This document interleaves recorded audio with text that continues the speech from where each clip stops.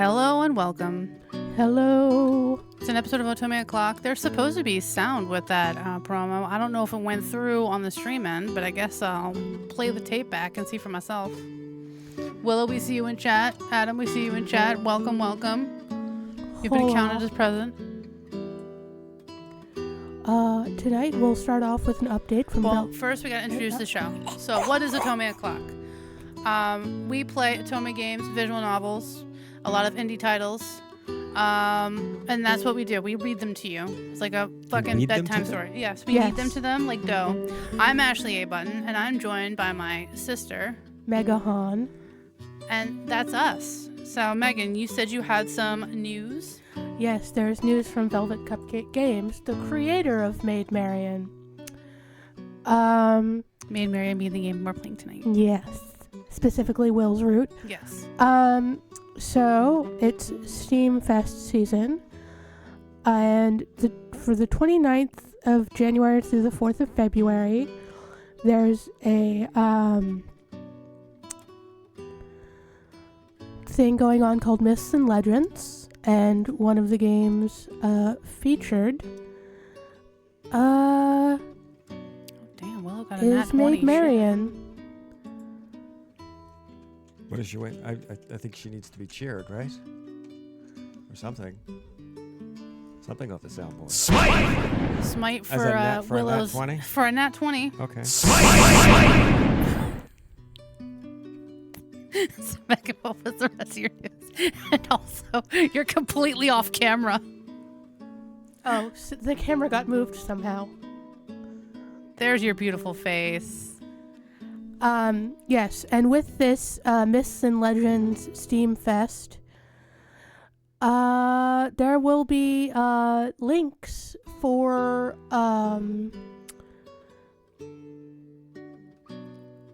you can do it, I believe. Sales. Sale links. But you have to follow Velvet. She's sailing away. Follow Velvet Cupcake Games on Tumblr. I'm not sure if they have a Blue Sky yet. Also, be aware we're tossing around the idea of moving our social media for Otome Oclock off of Instagram onto possibly Blue Sky or maybe fully on Tumblr. We're still discussing that. Yes, Velvet Cupcake Games does have a Blue Sky. Yes, they do, because I keep harassing them. You just keep harassing. Yes, I'm like, hey, we're playing your game, by the way. I'm like, oh my god, I should be active on Blue Sky now. I'm like, yes, you should. Speaking of, I'm gonna tag them on my Blue Sky. But yeah, so that's it. That's all you got? That's the only update currently for Velvet Cupcake Games. She's working on John's Root. Speaking of Velvet Cupcake, they just reposted on Blue Sky. I was about to tag him. Let's go. I need to find more pictures from Maid Marion so I can superimpose all the characters' heads on weird stock photos that I find online. So if Velvet Cupcake, you want to supply me with some pictures if I forget to screen grab them tonight, that'd be awesome. Just put Will's face on Puss in Boots from Shrek. You know what? That's a great idea. I think I'll do all that's going to happen now. That's it. We got the thumbnail. Will in Boots. Oh my. Will has now become a furry. He's angry like a cat. He is. So, last we left off, there was a lot of uncomfortable smooching. It was uncomfortable for you. Yeah, you were like, whatever. Meanwhile, I'm dying. Now, is Full sure with the naughty bits? Yes, and we currently have that turned off. Okay. All right. Okay. I'm just making sure because it looked like it was on. It's just telling you which one's on and which one's off. So last episode, things were getting a little hot and heavy in the Enchanted Forest. Actually, in an inn. They were pretending to kiss, and oops. Horny Oops. times. Oops, it's horny. But of course it's blacked out because I don't know. Listen, I don't want to accidentally show a peen on fucking Twitch or YouTube. I like not having strikes for community guideline stuff. And yeah, That's a bit much for me. Yeah, there are certain games we just can't play that have gorgeous art. They're just a little too horny. I guess we can talk about other places where we could potentially put that type of content. Maybe someday Patreon. But, like, I wouldn't want to play through them with you. No, Used to be able to put that kind of stuff die. Used to be able to put that kind of stuff on YouTube. Oh, yeah, nobody was watching. Now everything... Well, we're not going to devolve into that conversation again. Oh my god, we'll be here all night and the game will never get played. But yeah, maybe Patreon, and I'll just play them because it doesn't affect me like it affects you. It'd be one thing if, like, the thing was, you're sitting right in front of me, and I was watching you, and, like, you're reading the stuff off, and I'm like... I don't want to hear my sister reading softcore porn. Is essentially what it is. It's one thing if the softcore porn is happening, and thank God for narration. And I wish we had thought of that before I started, like, dissolving in my chair. But, you know, whatever. It happens. So, we've agreed. I'm doing Marion and narrator, and you are doing side characters to start? Yes. Okay. Mr. Necro, I see you. A Willow apparently enjoyed watching me combust. The magpie wants to meet me? How exciting. I very much wanted to meet the man who believed in Will and taught him so many impressive skills. I would love for you to meet him. I just wish we didn't have to. He sighed. Oh, He sighed. Alfric, you're dismissed. I'd like to speak to the lady in private. Wait, that... Of course. Have a nice night. We got confused. We literally just decided to. I wasn't confused. Alfric trotted off. Will turned to me and with a grimace. I thought they didn't use grimace anymore. The problem with meeting the magpie is that you'll need to agree to a gas first. I know I mispronounced that. Gas? Gas? Yeah. Gaze? Geese? Geese. We'll go with geese. It's how he's kept his identity from being discovered for all these years. I feel like the magpie is related to Robin and Will. Because he has a bird name. And so do, like, I think... Oh, Robin. Well, Robin and his mom and his aunt are Lark and Wren. Codename Magpie. And then Will is short for another bird that he doesn't want to talk about. That's alright. It's nothing I haven't done before. Yes, but we'll need a geese stone. Oh. Without visiting the Temple of Shadow in Nottingham, we only had one option to obtain a Gaius stone, and that option was certainly not Will's favorite person. I see you've realized it, but I'll do it for the magpie and you. My heart did a funny little flip at that. I told it to calm down. I need as much calm as I could get in order to handle the negotiations we were soon to undertake.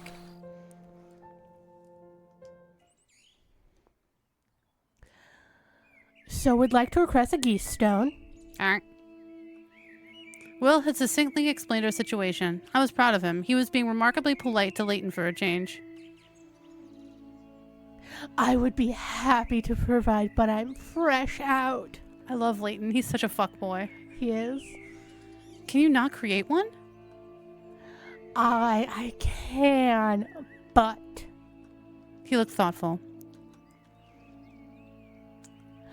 You're sure that you're half Avalon, lad? Will did not look happy with that line of questioning. I didn't blame him, and yet he was still attempting to be diplomatic. I knew my mother, yes, and how else would you explain why I'm lighter skinned than anyone else in my home village and have this blasted hair that doesn't work like anyone else's? He yanked on a lock of his hair for an emphasis. I'd always thought it quite attractive, but it seemed that it caused him distress. Had someone told him it was ugly? I frowned at the thought. I don't mean to pry. I simply must be certain for very important reasons. One moment. He made a beckoning motion toward the woods behind us. Would you mind fetching an Oathkeeper for us, little one? I watched him speak to an invisible entity. Fascinated, druids did not normally speak to the Fae in public. Moments later, Leighton looked upwards. Apparently, this Oathkeeper was rather tall. Thank you for your courtesy, good sir. I wish to know, does this human carry the packed geese in his blood?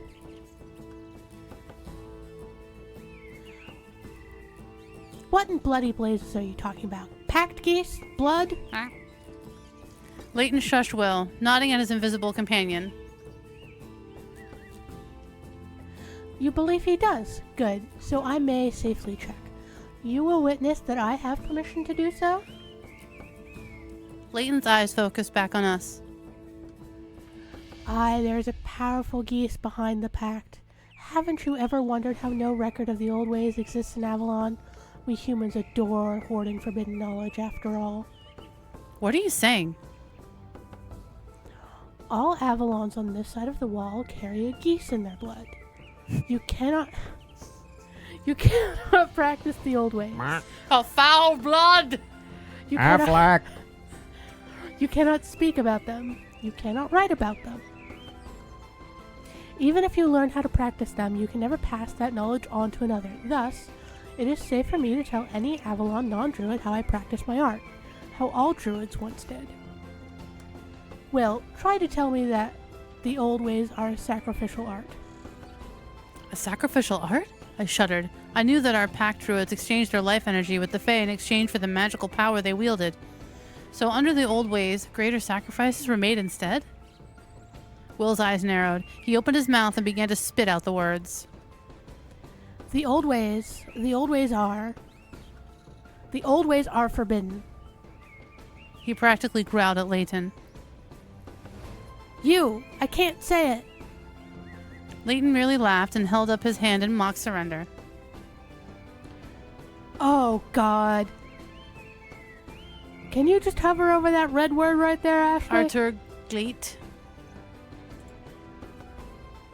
Stenish slang that calls someone an Arthur-loving fool. You are threatening the wrong man, Arthur. Gicked. Well, we'll just go to it like a Zell. Gicked. Gicked. My people Arthur Gicked. My people had naught to do with your ridiculous blood geese. It is, by the way, why I tend to avoid your brother. He is not of Avalon blood and could easily spill my secrets. What is a man? Miserable pile of secrets? You may think me a wicked scoundrel, and rightfully so, but I would not wish to see your brother punished by those who uphold the pact. Will's face had settled back into its customary sullen look. Suppose I should thank you for that. I know you did not actually do so. My patience with Leighton was wearing thin. He seemed determined to provoke Will. All right, enough. You may speak to us of your cursed magic. What price must we pay for the geese stone? Leighton's eyes seemed to shine as he turned his gaze on me. What price you must pay, Dove. I stared him down, waiting. There are different kinds of sacrifices that are enjoyed by different kinds of fae. Elves and oathkeepers prefer to imbibe human sexual energy. Of course they do! Of course they do! I am available for the exchange. Will you pay? Oh, Will's gonna be like, the hell you aren't! No! Alright, 1, 2, 3. No! I paused, startled by Will's vehemence. Vehemence.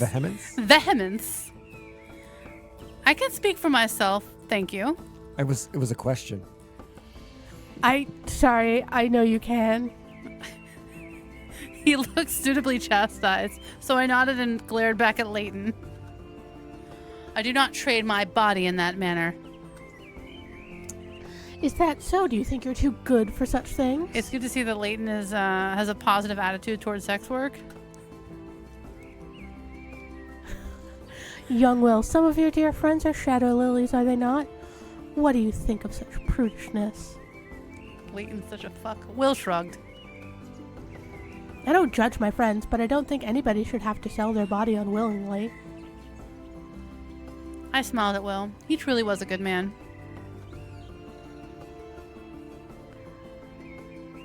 Oh, Jesus Christ.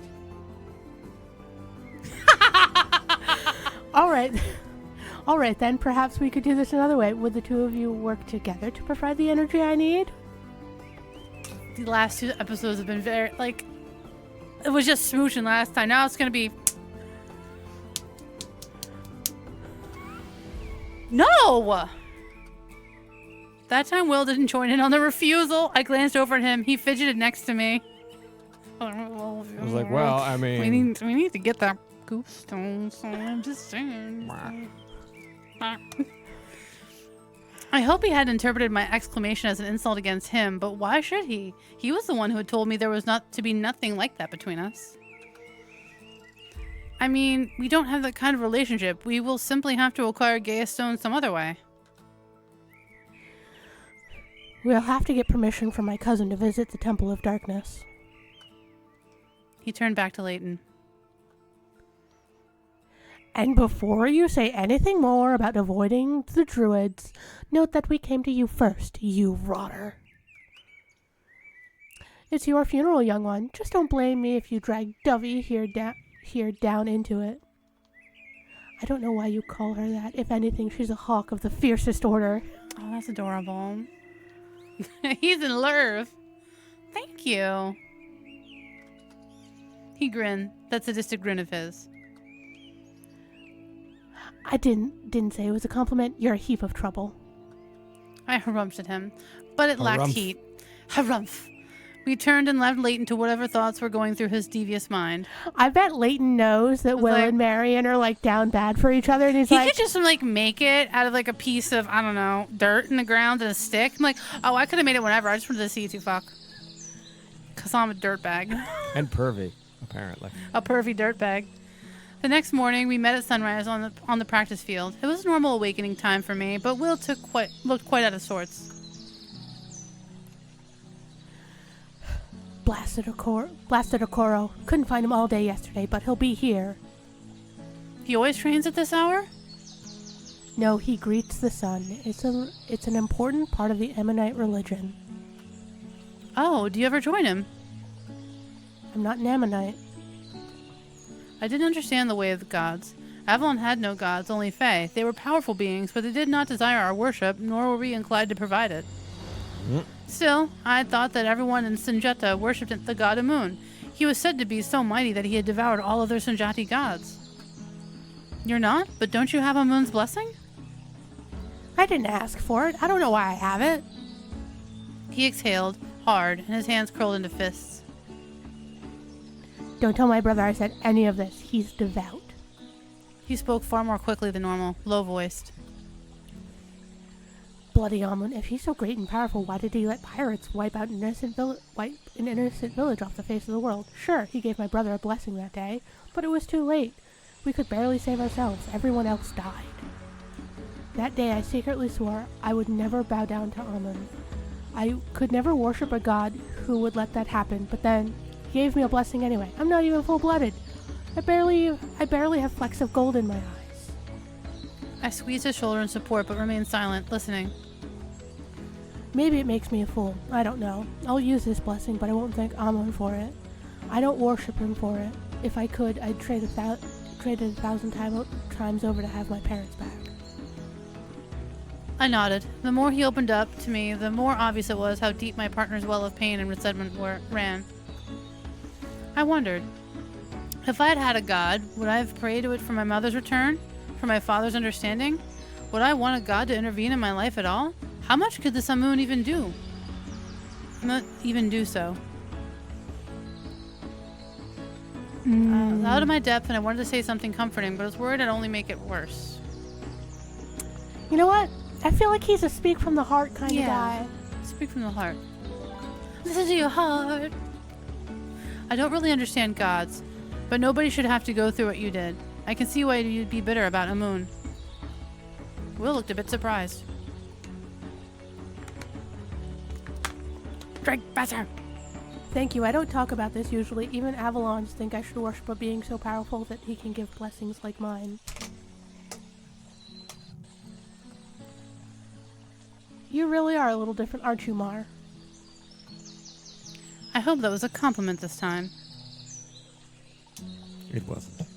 It was. Shh. Here comes Okoro. John appeared out of the woods on the other side of the field. He strode with purpose toward a small hill, the highest point in the clearing.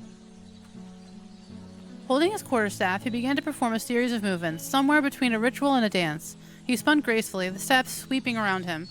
He ended each set of movements by raising it toward the rising sun. You have to admit, it's beautiful. Ew, that's my brother. I didn't mean it that way, silly. When John was finished, he bowed his head for a few moments, then approached us. Will, it's lovely to see you here this morning. You know you're welcome to join me any time. Thank you, but probably not. Of course, it is always your choice. It was nice to see this amenable side of John again. I need to ask you about something. We need a geese stone. And Leighton, he, will not give us one. I could see Will struggling with the words. Was the gaze preventing him from saying what he wished? I shivered. It felt wrong that there was a magical prohibition flowing through our very blood. Oh, let's not go blaming things on the gay agenda again. So you seek to obtain one from the Temple of Shadow.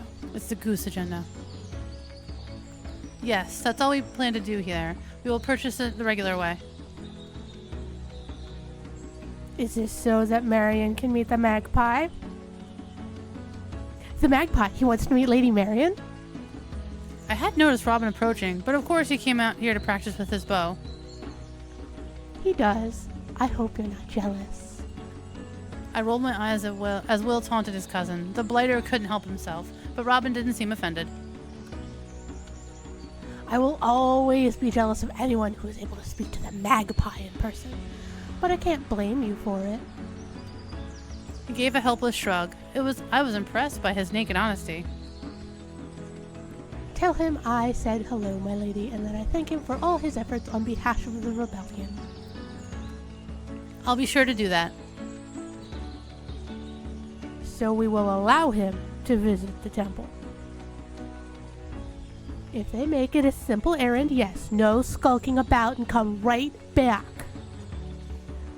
Yes, mother, I mean, cuz. Robin merely chuckled.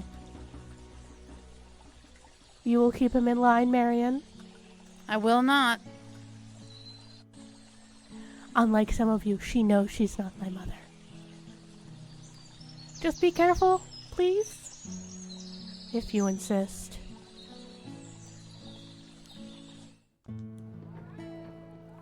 The Temple of Shadows courtyard had a cool, calming atmosphere. Birds flitted through the trees despite the line of people waiting to purchase druidic services. We should have arrived earlier. I groused at Will. We'd been waiting for some time. You know I'm not good at mornings. I sighed and went back Or to any reading the other book time. he'd lent me. Another adventure tale. Will was deftly whittling into a small block of wood. He always seemed to have amusements in his pack. Eventually, we reached the front of the line. Will gave the gayest druid a familiar wave. Druid Audrin, a And then fine the day, is straightest it not? drew it a wave. It appeared that charming Will was making an appearance today. Greets will you be needing a geese stone today? You know me. The young man grinned at Will, his friendly eyes twinkling. One of Nottingham's finest shadow walkers. The exchange was quite quickly done. Will plunked down an oak fuller and was handed a pre-enchanted Gaia stone. Thank you, my friend. May I assume I still have library access and I may bring along my accomplice here? But of course, be my guest. She may use the table outside. Library access? I nearly gasped. Temples of Shadow were known for their extensive libraries of forbidden, forgotten, and scandalous knowledge. Oh god, I think I read porn. I dreamed of visiting a Shadow Temple library all my life, but I'd never walked deep enough into Shadow to be allowed access. So deep. Will must have seen my eyes light up, for he took my hand and pressed a kiss to it like an actual gentleman. I nearly squeaked in shock. Come, my lady. He led me to a small reading nook next to what I assumed was the library door. You can't enter the library itself, but I will be happy to fetch you some tomes of interest. What do you say? Would you like to spend the afternoon here? I was about to delightfully agree, but something about Will's eagerness made me suspicious. I didn't particularly trust charming Will. I knew the persona wasn't his true nature. Wait, you're going to... He winked and shushed me by placing a slim finger against my lips. I may not have trusted charming Will, but his sex appeal was unmistakable. I gulped. I knew that I really ought to object. He was going to use this as an excuse to search the temple for a keystone symbol. We had promised we would not. I very much wanted to peruse the books he'd promised to fetch for me, however, and deep down I'd known he was likely to pull a ruse such as this. Books! Books! When he removed his finger, I sighed. The forbidden tomes had been too much of a temptation. Fine, but be quick about it, will you? I'll go as swiftly as I can without revealing myself. With that whispered promise, he slipped into the library. That was the promise. He slipped it in. Oh! He returned moments later with a volume that couldn't have been a more obvious bribe. It was titled Women Warriors in King Arthur's Court. I knew it! We were fighters! I practically grabbed it out of his hands. He chuckled. That should keep you busy for a while. I read, enraptured, about how women had once fought alongside men in the armies of the petty lords and kings who claimed land in Avalon before the Pact. It was with the British Queen Morgana's opposition to her brother Arthur's reign that women were relegated to lesser positions and no longer trained in the martial arts, as though my entire sex should be punished for the actions of one woman. My mind reeling with the possibilities in the book, I did not notice how much time had passed before Will re-emerged. He brought a book of intelligence that our spies had gleaned in the secretive kingdom of Nibiru.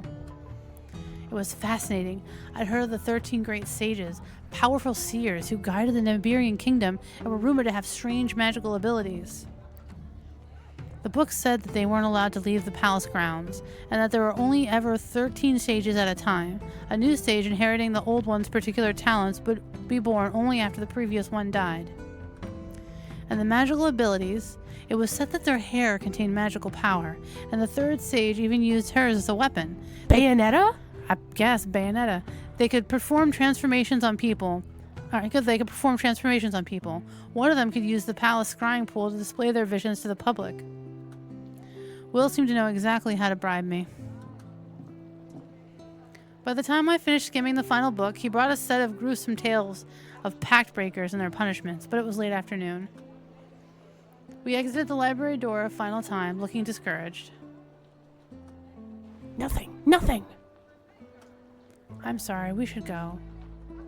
He nodded, still muttering to himself. I must have missed something. If Leighton says do not touch, maybe do not touch. Having entered as genuine clients, we didn't have much choice but to leave the temple by the front door, lest we rouse suspicion. We were just exiting the park that led to the temple when Will stopped short. He doesn't look that short. Something doesn't feel right. He pulled me behind a tree and peered through the small spyglass that he kept in his pack. The Sanjati invention was quite useful. Bloody blight. I think the entire guard is out there. They've made a blockade across every street. For us? We'll have to assume so. I think they're coming from the other direction, too. Someone saw us enter the temple this morning, and I gave them plenty of time to set their trap, didn't I? I'm just as responsible. I let you bribe me with books, and I don't regret it. Let's just get out of this. He nodded, then swooped down and gathered me into his arms. Time to run. Gotta go fast. Gotta go faster. He's Sonic the Hedgehog. He took off at his unnatural pace, careening down an alley and breaking through the line of guards stationed there. They hadn't been prepared for exactly how fast Will could run, even carrying me. I'm sorry you have to carry me again, he replied, his voice raspy as he ran. Oh, Jesus Christ. I rather enjoy it. You have curves in all the right places. Jesus Christ, Will, this is not the time. That hadn't even been charming. It's always the time. That hadn't even been his charming will persona speaking. I scowled. Not that he could see it. Once we escaped, I'd have words with him about flirting with a woman he rejected. Will continued running, dashing from back street to back street as there seemed to be guards everywhere. Worse, there was mercenaries filling in on several streets. Well, he's certainly dashing. Had Lord Joffrey hired mercenaries not only to fight off Lost Fae, but to defeat the rebellion? After a chase that lasted far too long, Will tucked into a corner behind a lodging house, setting me down and chewing frantically on a piece of jerky. He truly deployed the entire guard and mercenaries, too. They've been waiting for this opportunity to capture one of us. How did I not think of that? Will turned to me, his face serious as I had ever seen it. He took the replica keystone from his pouch and thrust it into my hands. I tucked it into my belt pouch along with the Gaia stone. I will lead them away. Can you get to our hideout? I don't have enough left in me to run us there. My heart went cold. Will wanted to sacrifice himself for our mission, and for me. Oh! Surely he couldn't escape the guards, weakened on his own. I desperately wanted to stay by his side, but would I only slow him down?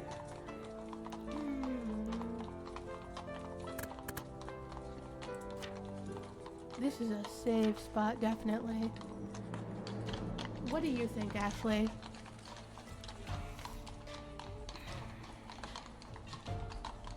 We need to stick to the plan. We need to do our roles. That's the whole thing that we've been doing with Will. We need to escape with the keystone? Yeah, we need to complete the mission. We need to complete the mission. I wanted to stay by Will's side far more than I was willing to admit, but it was a terrible idea. He had a far better chance of escaping the guard without me in tow. I grit my teeth and try not to let any tears escape my eyes.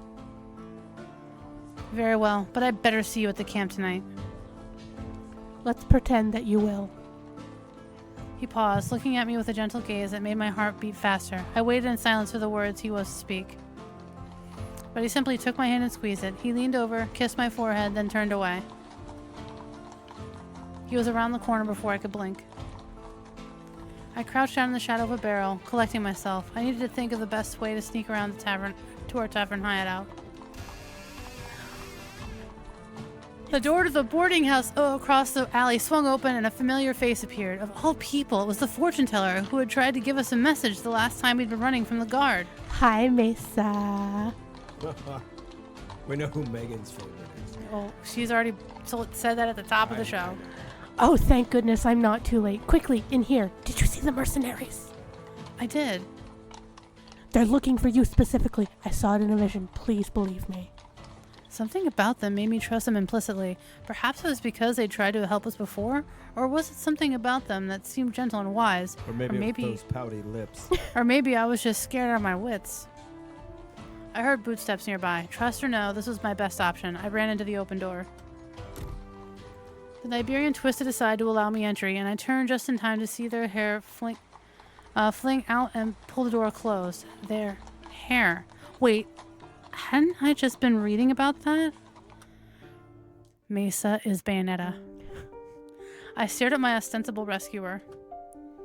You, your magic hair, your vision. You're not a mere fortune teller. He is fortune stealer. I am Mesa, the 13th great sage of Nibiru. There's no point in hiding it now. This was insane. How is this person even here and not locked away in the Iberian royal palace? I shook my head wildly. No, that wasn't important right now. I'm Lady Marion. Listen, if you're a great sage and you saw my peril in a vision, you must know what's going to happen to Will. He will likely be captured by Lord Joffrey and imprisoned, but you are free so you can rescue him. Will I? Perhaps. The chances are much better if you aren't captured. You're the vital piece of the puzzle. You don't know anything more than perhaps? That is not how it works, my dear. The future is never set in stone. The ancestors show us the most likely possibilities. The closer to the event, the more accurate it is. What was that? Mesa sighed. Since you chose to join the rebellion, you shouldn't have needed my help. But you had to go and pair yourself with the most troublesome of them, did you? I smiled sardonically. Only the best for me. You couldn't have tried to save him, too? I'm sorry, it was all I could do to save you. If you had stayed together, they'd most likely have searched enough to find this hiding place. Things progressed too quickly and I'm out of time.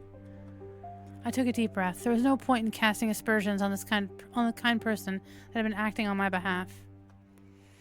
I would let Will's possible capture sink in later. I needed to keep my head, and I wanted to believe that he could pull off a miracle.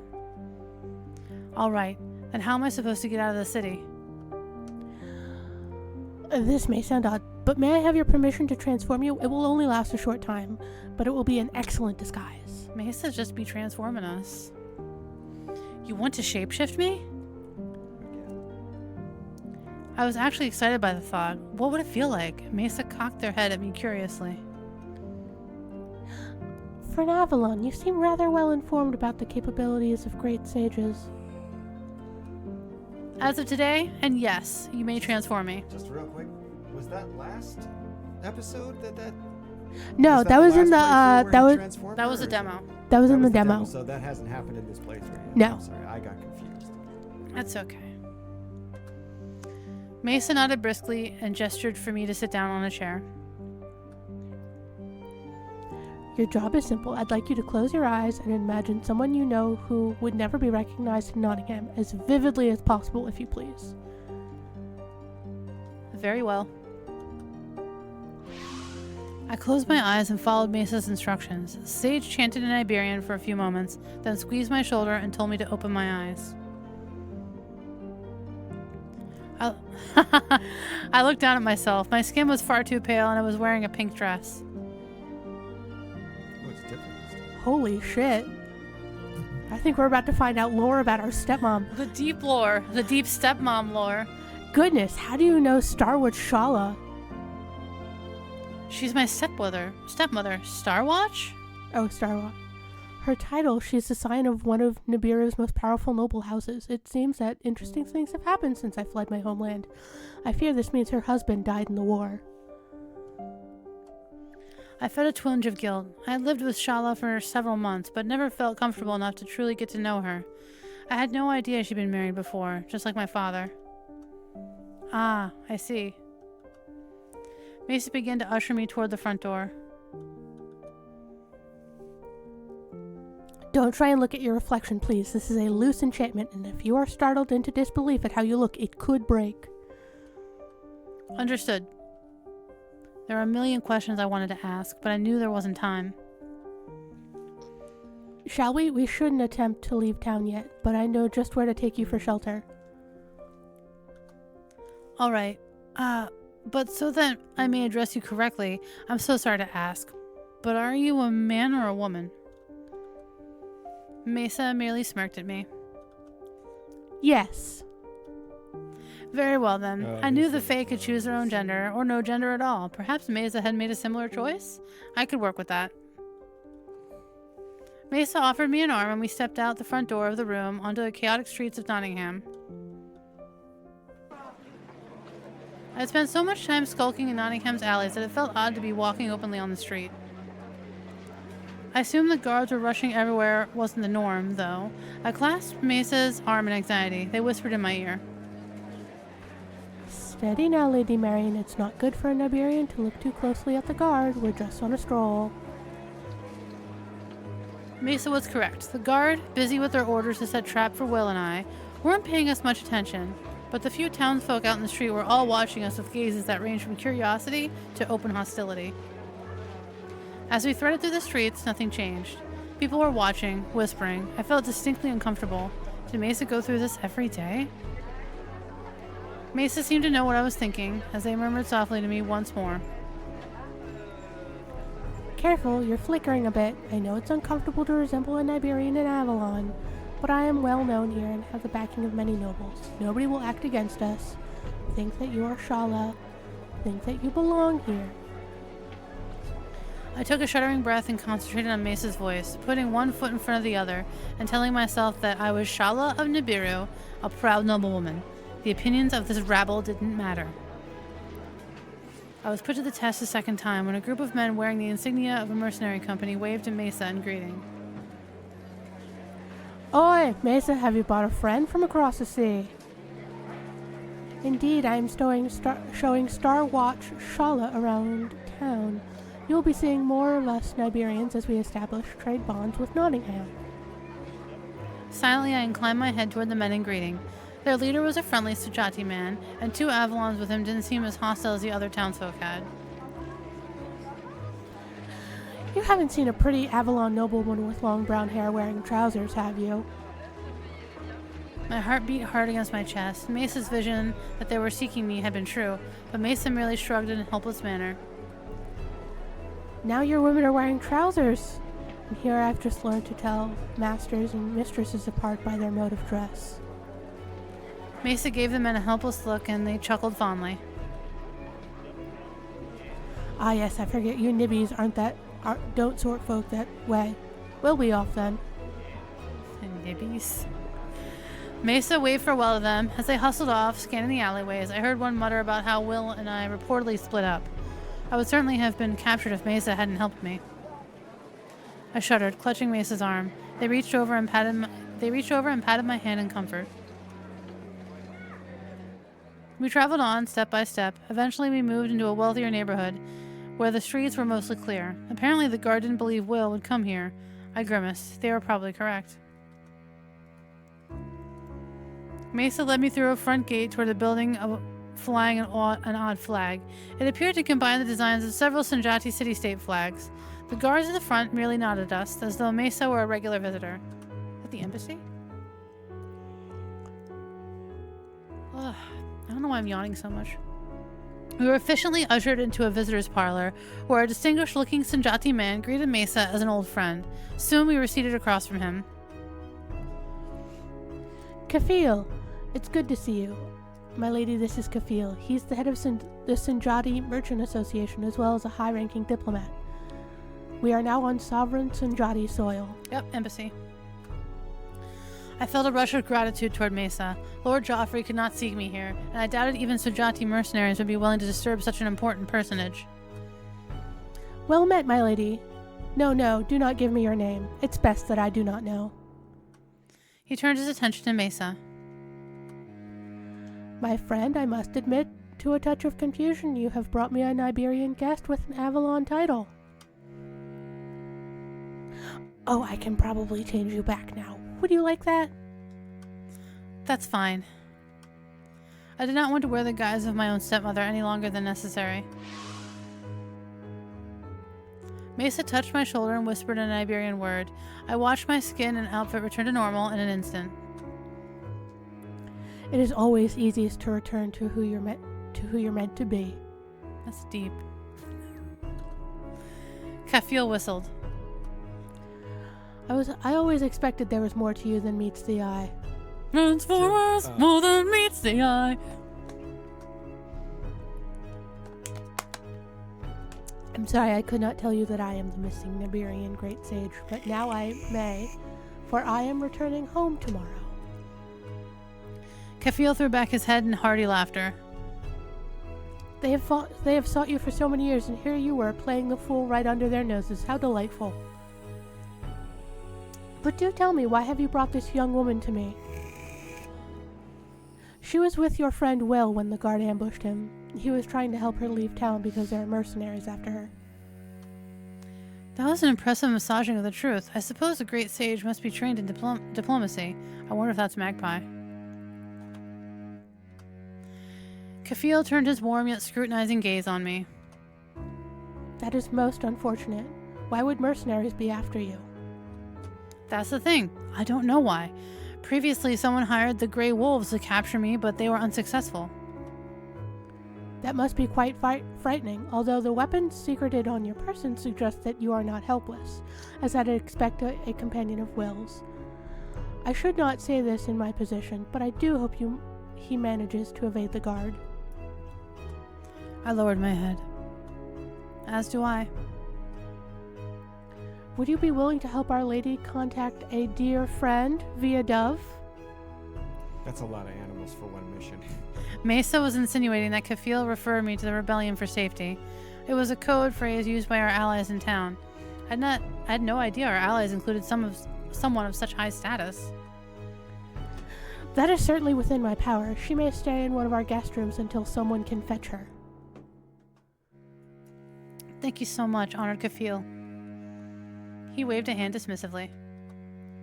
You are a guest in my home and a friend of Will's. I have known him since before he grew like a weed. Please, call me Kafil. I shall. May I return the favor in any way? I fear I have no resources at the moment, but... Nay, if I wish payment, the knowledge of Mace's true identity would be more than sufficient. Thank you so much, my friend. I will miss our chats when I return home. As will I. Blessed journeys to you. Remembering something important, I tugged on Mesa's sleeve before they could turn away. Mesa, may I ask you something a bit odd before you go? Of course. Odd questions are my specialty. What was it you tried to tell us the last time you caught us running from the guard? Oh dear, you didn't hear it? I heard the secret mumble simple. It wasn't very illuminating, I fear. No wonder you are in this predicament. I'm so very sorry. Not simple. Temple.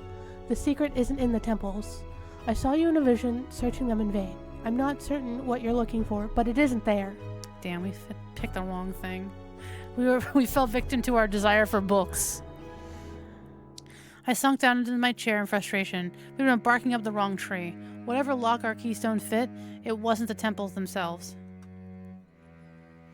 I recovered in order to thank Mesa for all they had done for me. They took their leave, and as I pondered on what to do next, presuming Will had escaped and we had a choice to do anything at all.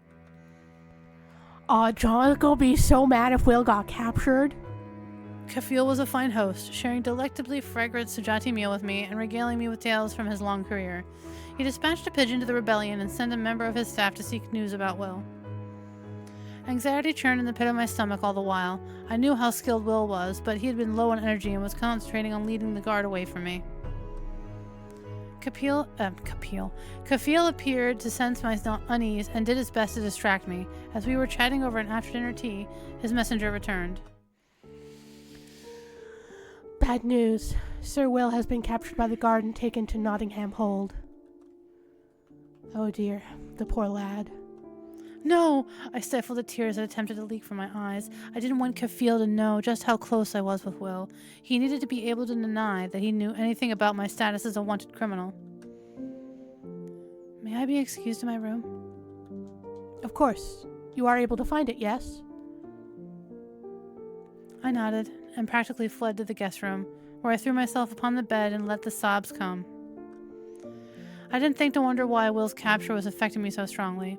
Worry and guilt simply flowed through me, as was something else. A sort of anguish I'd never felt before, not even when my mother left me. I let it all out, knowing that to bottle it up would be even worse.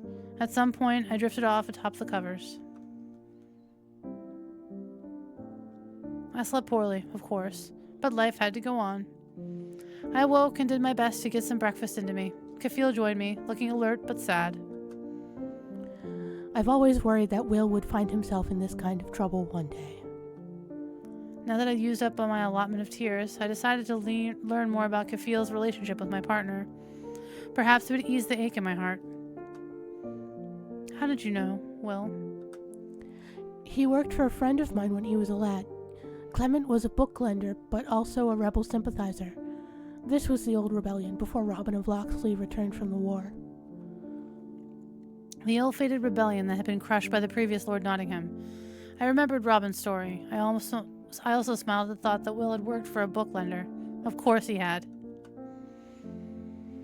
Young Will liked the idea of the cause. Clement was careful not to allow him to directly aid the rebellion, but he was still nearly captured by the guard when Clement and his rebel cell were exposed and arrested. Will gained his blessing that day and outran the guard, but he did not know about the limits to his energy. I found him passed out on the street and took him in. Soon after that, he joined the Magpies gang, but he still visits me regularly. I tell him my stories. There is much he does not know about the land of his birth, and I am happy to educate him. I'm glad that you're a friend to him. I think he needs friends. And you? Are you a friend to him? Or something more? I knew what he was asking, but I couldn't tell him we were merely partners in rebellion. I prefer to keep the nature of our relationship private. Kafil chuckled, the deep, rich sound reminding me of John. Your blush tells me everything I need to know. Ah, one moment. At a servant's signal, he left the room. I patted down my cheeks. Was I blushing? Did I? Images of Will rushed through my mind and my heart broke open. You are, in fact, down bad. I don't belong anywhere. All I know is that some people will do anything to control others. For wealth or for power, I hate it. I'll do anything I can to stop them. Suppose you're not so bad after all. Don't know why you call her that. If anything, she's a hawk of the fiercest order. All the sides of Will had become dear to me. Whether a lonely genius, a passionate rebel, or a resentful second son, he felt things deeply. I liked that. And then there was that wicked tease he showed me from time to time. I felt my cheeks heat further. A goofy smile crossed my face. Oh, by all the Fae, I had feelings for Will, didn't I? How had I not realized? 'Cause you're an idiot. An idiot in love. Don't bother. I don't shag, noble woman. Right, he rejected me when I hardly begun when I'd hardly begun to be attracted to him. I'd been wisely ignoring my growing affection. So what was the use of discovering it now? I buried my head in my hands in misery. The sound of people approaching caused me to jerk upward. I sat straight and smoothed my hair. Kafil re-entered with an unexpected but very welcome guest. I had to restrain myself from calling out her name. We weren't supposed to know each other. Mistress Nell, this is the young lady we've summoned you to rescue. I inclined my head in greeting, and Nell flashed me a quick grin. Don't you worry, lovely. I've a disguise and some papers for you. We'll have you safely out of the civvy in a trice. Excellent. Then I shall leave you both to it, and neither of you are involved in anything that would cause any difficulty for Avalon and Sandrati relations, correct? That was a mouthful. Of course not, honored Kafil. Never in a million billion years. That's what I thought. You may use your guest room to change, and you will find the back door at the end of the hallway. I wish you good travels, my lady, and please give my regards to Will when you see him next. Give my regards to Broadway. If I see him next. You will. I was so glad to have Nell at my side. Although I hadn't had the chance to spend a lot of time with her since I'd been working on Will's nocturnal schedule, she'd always been a kind and motherly toward me. When the guest room door closed behind us, I did something that surprised even me. I threw myself into her sturdy arms. She held me tight as I balled into her shoulder. Oh no, the sheriff got him and it's all my fault. Did you tie him up and hand him over? Her tone was soft and affectionate despite her words. Of course not. Then it's not your fault, lovey. We'll get him back, mark my words. John will tear down the entirety of Nottingham Hall. He'll go full Hulk. The boys are already plotting a course. It's probably the only way to keep wee Johnny from knocking down Nottingham Hall with his bare hands. I chuckled at the thought despite myself, pulling away and wiping off the tears on my cheeks. Like he picked up that one wagon last time, but yeeted it. Yeah. Now let's get this dress and wig on you and get you back home. Home. Yes, I suppose it was, after a fashion, but not without Will in it. Oh, girl!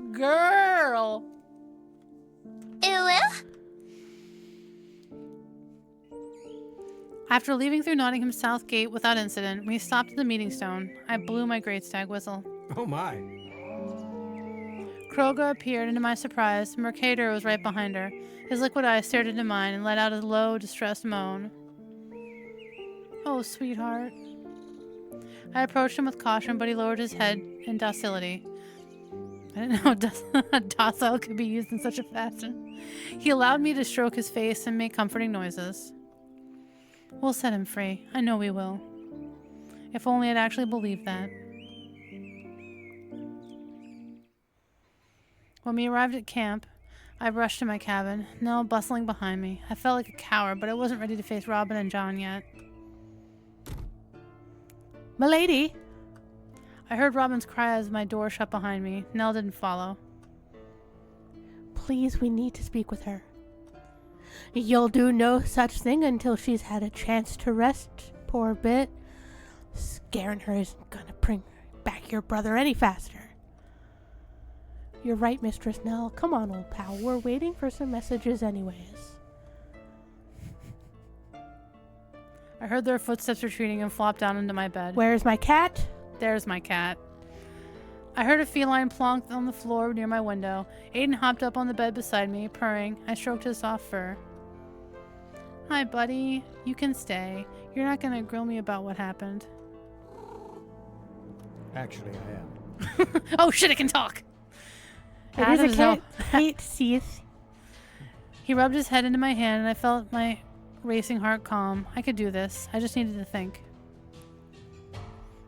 And yet my mind kept going back to Will. I'd seen his face just before he left me and my stomach would clench in worry, fear, and something else. He hadn't wanted to be my partner, but he worked with me to overcome our rough start. He believed in my ability to learn and grow.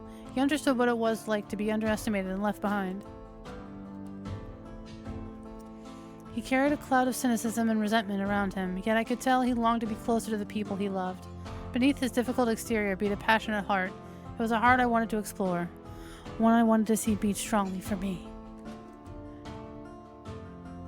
Oh, we totally went through an ad break. Do you want to take a break real quick or wait until this finishes? Right into an ad break. Yeah, apparently we've been in an ad break for like a minute. Oh, whoopsie daisy. Oh well.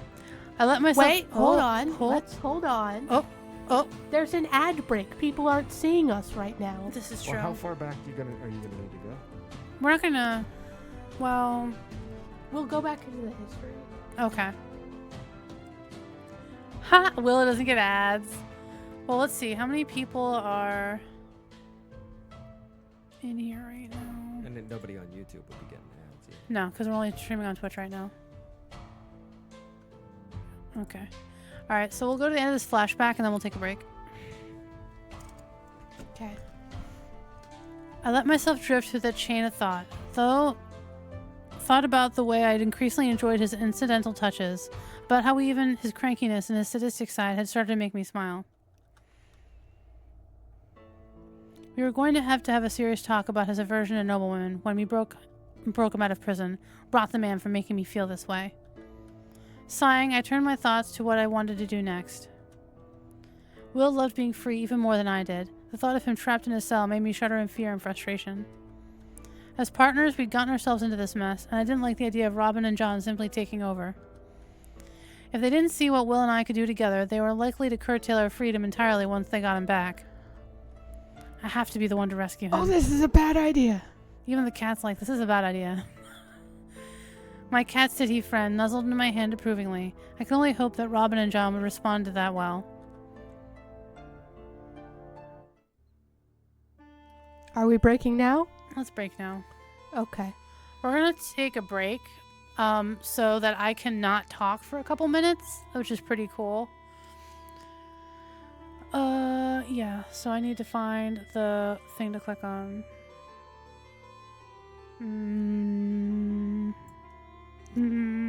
Stop staring at me, you're making it worse. As you continue to stare into my soul. Alright, we'll be right back. All that good stuff. After these brief commercial messages. And I get a couple drinks of water. Alright, see you in a bit.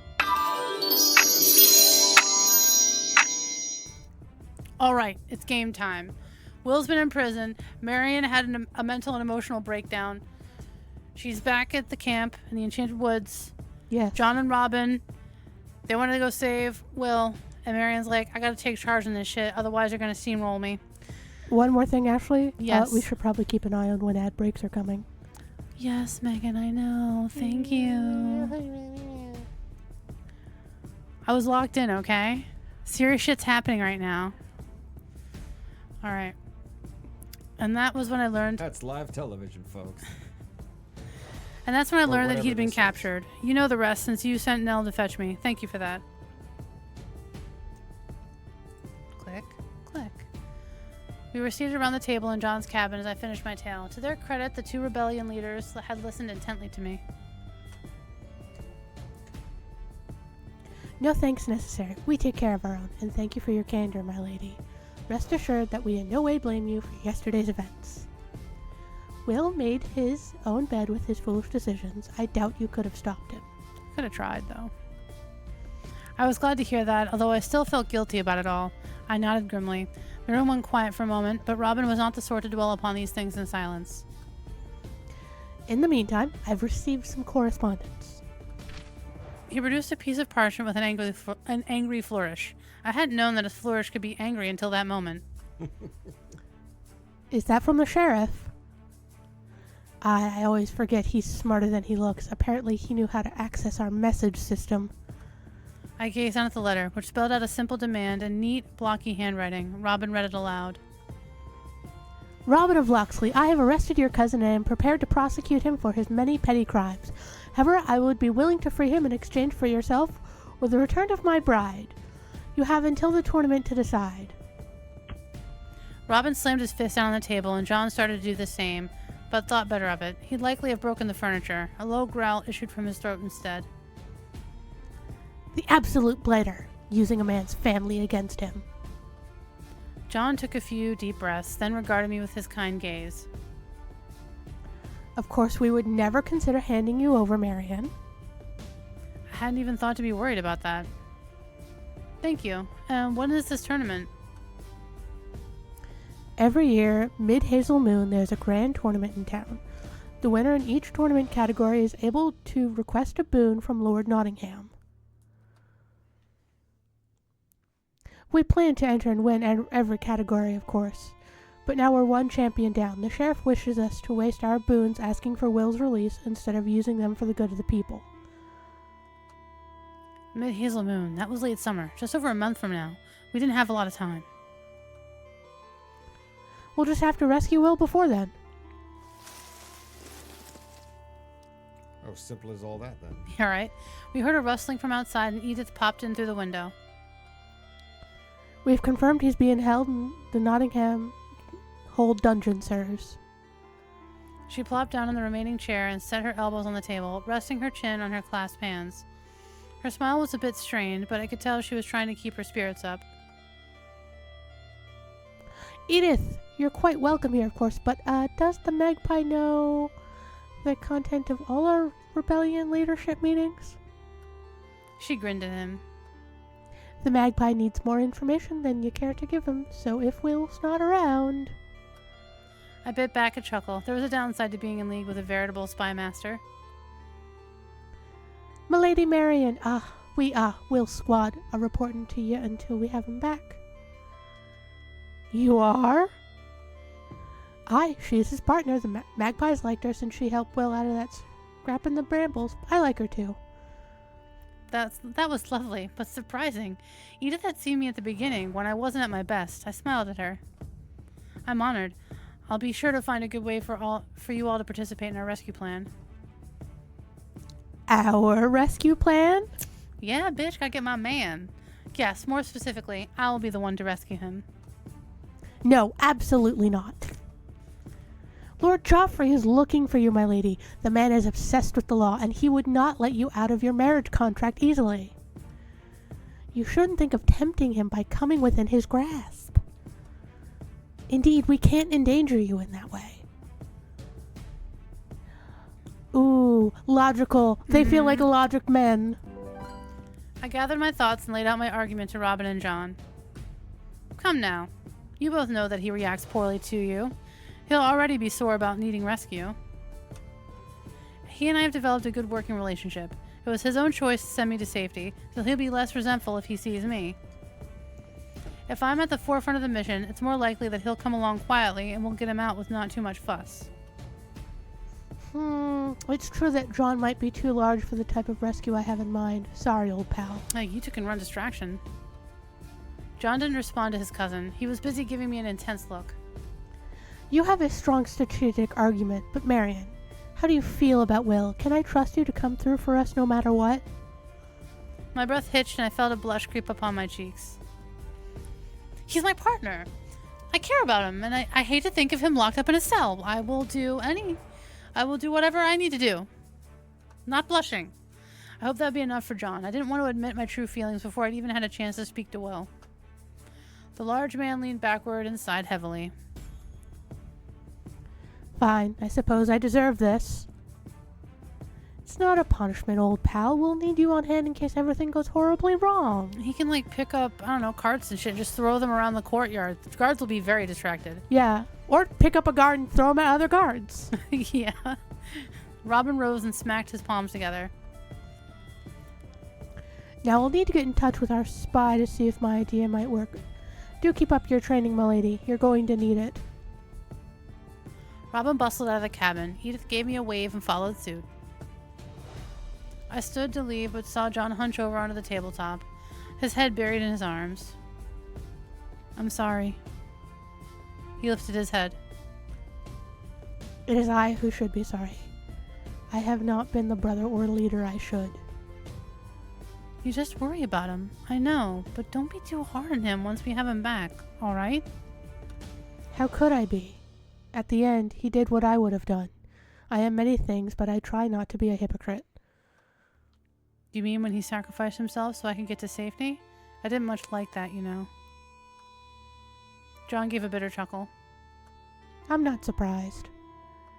He leaned back, a slight smile breaking through his worried visage. Visage? I know, lots of vocab words in this game. I apologize that we were high-handed forcing you to work together, but I cannot argue with the results. Will needed a friend, a true peer. I am glad that you have come to care for him. He's worth the care. I hope you two can reconcile. I know he's angry, but I think he just wants you to be proud of him. John's face fell. I am. I couldn't be prouder, even when he drives me to distraction. It is my failure if he doesn't believe it. I placed a hand on his arm. We'll get him back. Then you can say whatever you need to say to him, yes? And so could I. I had to believe it. For the next week, I trained as though my sarcastic taskmaster were at my side. It was the only way to keep myself from going mad with worry. Are you certain you wish to do this? The rocks are so slippery. That's why you're here, to catch me if I fall. Will didn't have you climbing waterfalls, did he? No, this is my idea. I want to see if I can do it. I will help, but only because I know you would try even if I refused. Oh, you're getting good at sneaking, Marion. Crap, you heard me? No, I didn't hear you at all. I smelled you when the breeze shifted. I don't think most humans can do that, can they? Not well, no. Excellent. Rotten ruin. I don't think I'll ever be good at lockpicking, buddy. Purr. Yes, you're right. I'm much better at everything else now. It's just this. Yield! Excellently done, milady. Is it just me, or do you seem more skilled than you did when I fought you before I joined? Perhaps I was inspired by your hard work.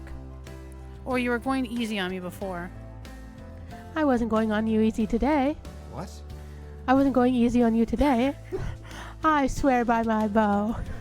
You've made great strides in your sword work. I've had a good teacher. Finally, our plan came together, and it was time to launch our rescue. I decided to keep Will's squad far away from Nottingham Hold. They weren't nobility, and the punishment for them would be far more harsh if they were caught here. Instead, I asked them to assist the Magpie, who had arranged for several criminal groups in town to hear that they were going to raid one another this night.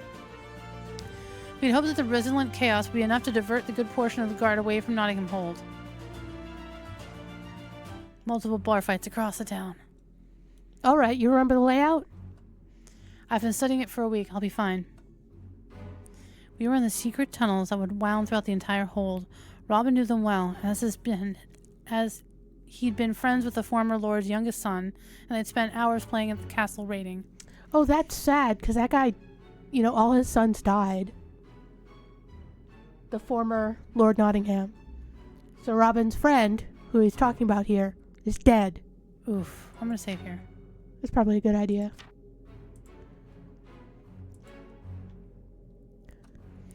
Nottingham Hold was ancient, a holdover from the days when the servants kept to back passages and noble families needed secret exits in case of siege.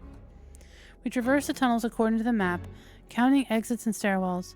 John and Leighton were waiting outside in case we needed backup after making our escape. Leighton's probably drinking. Right. 3, 2... There, this should be the room. Robin's spy had purloined a set of dungeon keys and left them in the bedside drawer in a specific guest room. I'll go scout out the kitchens. Meet me at the tunnel exit when you have the keys. I Bitch is nodded. going for a snack. I nodded. We might need to get snacks for Will. Yeah. Robin gave me a cheeky salute and vanished into the gloom. I slid open a moving panel to step into a large false wardrobe. Pushing the wardrobe doors open, I emerged into... fucking chaos. What in the fairy is this? This would be Alana's bedroom. Yep. Guest room looked as though it had been sacked and looted. Had our plan failed already? I forced myself to calm down and looked around more carefully. No, there hadn't been an attack. Nothing was damaged. It was just very, very messy. With a shrug, I located a bedside table and opened the drawer. It was full of cheap jewelry, but there was no key to be found. I searched around, trying not to step on the various items of clothing strewn about the floor. There were no keys in any of the drawers that I could find. Something must have gone wrong.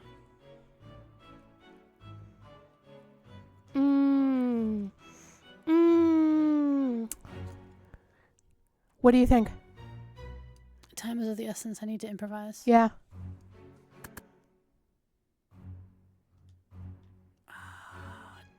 Infiltrating the dungeon without keys would be risky. Ah! We'll figure out a way to lockpick. It's fine. I didn't have time to search this disaster of a room for a key that might not even be there. It was quiet in Nottingham Hold now, but the longer we took, the better the chances that the bulk of the guard would return. I returned to the tunnels and navigated to where Robin awaited me. You have it? Oh, sorry. You have it? I'm ready. It wasn't a lie, technically. I simply failed to tell him that the key hadn't been there. I couldn't risk him calling off the mission. I need to get Will out of there. We pushed open the tunnel door and moved through a back pantry into the main kitchen. A young servant was tending the fire, but Robin moved to exchange a silent greeting with her. One of ours, then. He signaled to her, and she nodded. He turned and whispered to me. Ready? I nodded in affirmative and took a bracing breath. Robin led me to a large, sooty dumbwaiter that we used to deliver meals to the upper floors as well as down into the dungeon. I was relieved to see it could fit into it easily. It was a simple plan. Dungeon's food had been sent down earlier, and the guard's meal tampered with sleeping herbs. I was to be lowered down, then free Will from his cell. We'd have to leave through the main dungeon doorway, for we'd only been able to secure the kitchen for a short period of time. I memorized the hold's layout and the many tunnels' entrances in preparation. I climbed into the dumbwaiter. Robin gave me a thumbs up and closed the doors behind me. It was pitch black. I heard the winch being turned and felt the odd sensation of being lowered downward. I focused on breathing as I journeyed into the depths. Ashley, what's our time for next ad break? Half an hour. Okay. I was beginning to feel like the walls were closing in on me. Finally, the dumbwaiter touched the ground with a dull thud. I pushed the door open to behold the dim torchlight of Lord Joffrey's dungeon. All was quiet save for the occasional drip from a leak near the outside wall. The guard was slumped over the table in a far corner of the room, and nearly all the cells were empty. I crept toward the one cell that had a human-sized lump in the back. When I arrived, I couldn't help but whisper in horror. Will, what have they done to you? He appeared to be asleep, slumped over, sitting up. He was bound up in so many chains and restraints that I could hardly tell which body part was which. Could he move at all? So much for my plan to simply hand him a lockpick so he could simply open his own cell door. As I stood there, wondering what to do now, his eyes cracked open. You. Yes, me. Why did you come? To rescue you. What happened? His lips tipped up to his usual sardonic smile. I may have miscalculated. I almost got out on the first night after they gave me my dinner. Guess they figured out that's how I can access my powers. I almost got out the second night by slipping out of my chains even after they half-starved me. That's when they decided not to take any more chances. His arms flopped a bit in resignation. The chains clinked softly. By the light. There's still no excuse for that. I know. Do you have the keys? I hung my head. No. Do you know where the guard keeps his? They're in another room. They know better than to keep them in here. Brought it. I can give you a lockpick? He chuckled. It lightened my heart to hear. My brave hero, here to help me rescue myself. Toss it this way. I did so, and he managed to scrape his way toward the pick that landed on the floor close to him. This might take a moment. How long do we have? I don't know. Not long enough. Go. Hide. No, I'm right here. We're getting you out of this together. You don't understand. They don't really want me. They want me. Or Robin. I know. That's not going to stop me. He sighed, but stopped speaking as he set the pick nearest the lock he could reach with his bound hands. I decided to attempt to be useful, sliding a pick into the lock on the cell door. The dungeon was silent once more, save for the light clicking sounds of our work and occasional snore from the ground. For the guard. I had not miraculously become adept at lockpicking overnight. I'd broken 3 picks by the time Will had half his chains removed. God damn, you are bad at this, Marion. I think maybe... I was interrupted by the last thing I wanted to hear. The door of the top dungeon stairs opened. Uh-oh. Hi, honey. I would have dived for Hi. cover. But there's no cover to be found. Instead, I froze as a figure dressed in all black descended the stairs. The torch heat illuminated his pale, solemn face. I gulped as I realized I'd recognized that face. It was far more stern than I had been in his portrait. Well, he's in a bit of a bad mood, Marion. Lord Joffrey, the sheriff of Nottingham, raised a superlicious.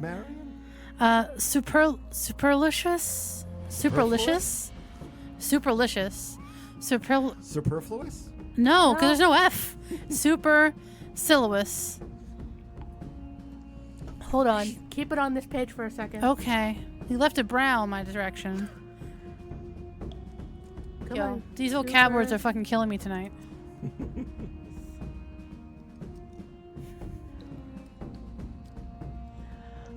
Supercilious. Supercilious brow? Behaving or looking as though one thinks one is superior to others. Haughty, arrogant. Okay.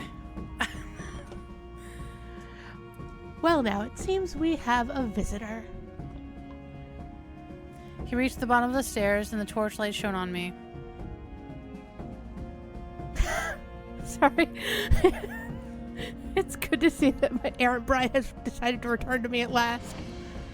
Excellent. I was trapped in a dungeon between the sarcastic man I adored and the sarcastic man from whom I fled. I felt my fear. Of sarcasm Yeah, it either is. way. I felt my fear recede just enough for the anger to take control. I gestured wildly at Will, who had gone still and silent. Do you think I'd consider, even for a moment, marrying someone who would treat a prisoner like this?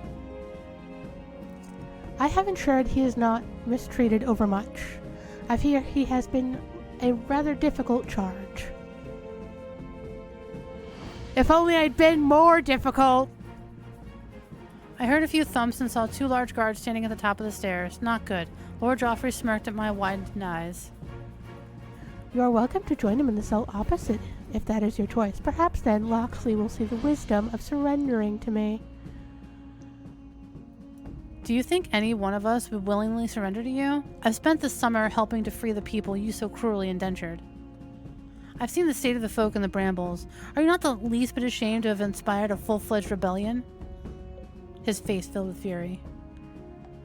Impudent woman, you have no idea what...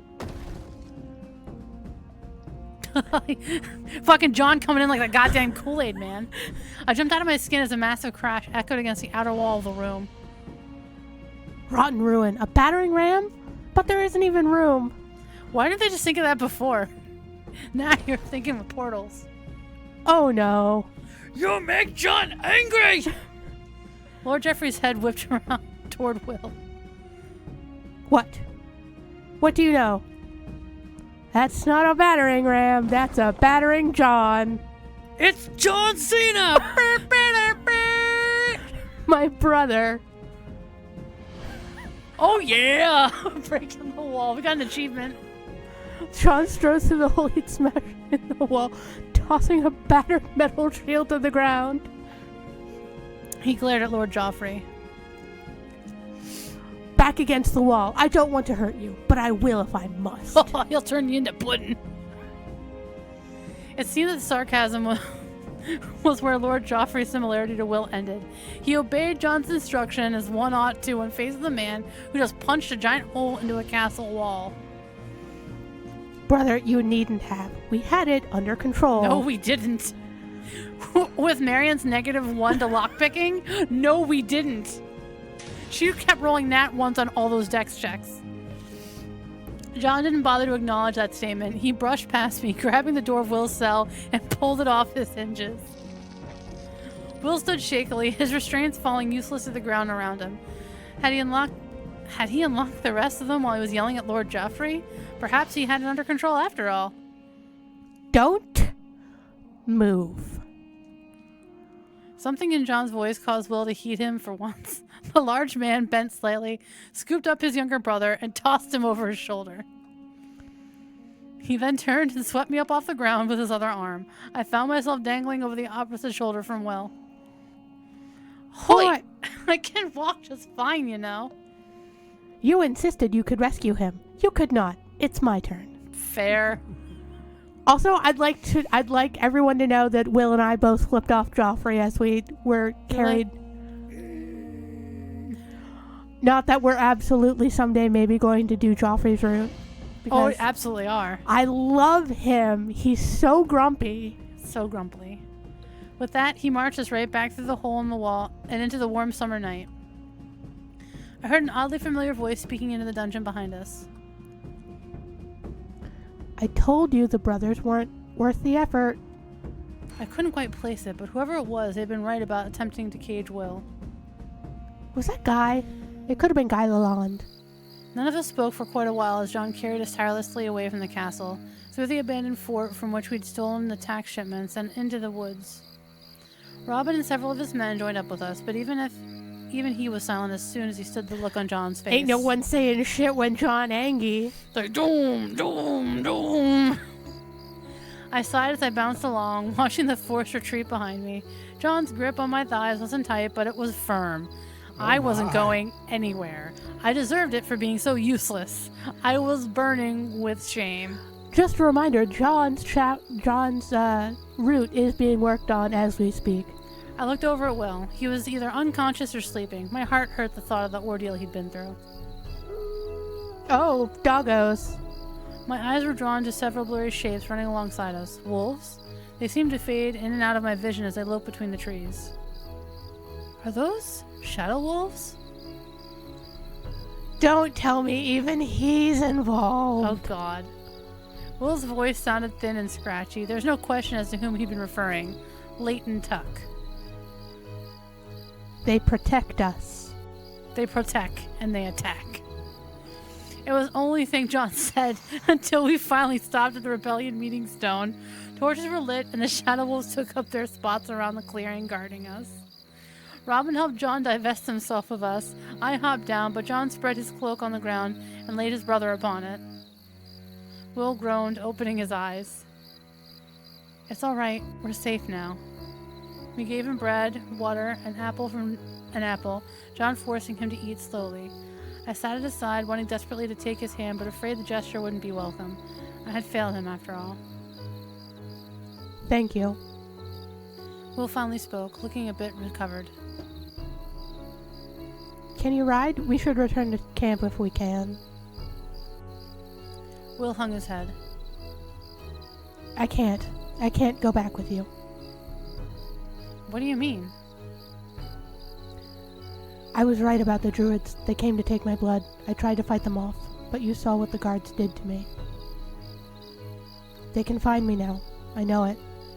just like I'm indentured. I'm sorry. I'll have to flee. Maybe I can get a boat to Sanjata before they catch up with me. My pulse raced in panic. No, I couldn't lose him, not like this. But I was not the one who spoke. Absolutely not! John's voice had gone so deep it rumbled. A flock of birds flapped away in panic, awakened from its sleep. The entire camp went still. The mild-mannered man had finally reached his breaking point. Only one person failed to be stunned into silence. You do not get to make my choices for me, you know! Oh, don't be so melodramatic! Leighton stepped through the small gathering toward us.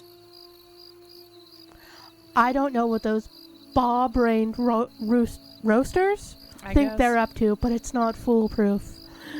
If you're willing to trust me just a wee bit. What a bitch. Will looked pained. Would he refuse Leighton's help? I panicked, forgetting everything but the fact I couldn't lose him. I took his hand and squeezed it.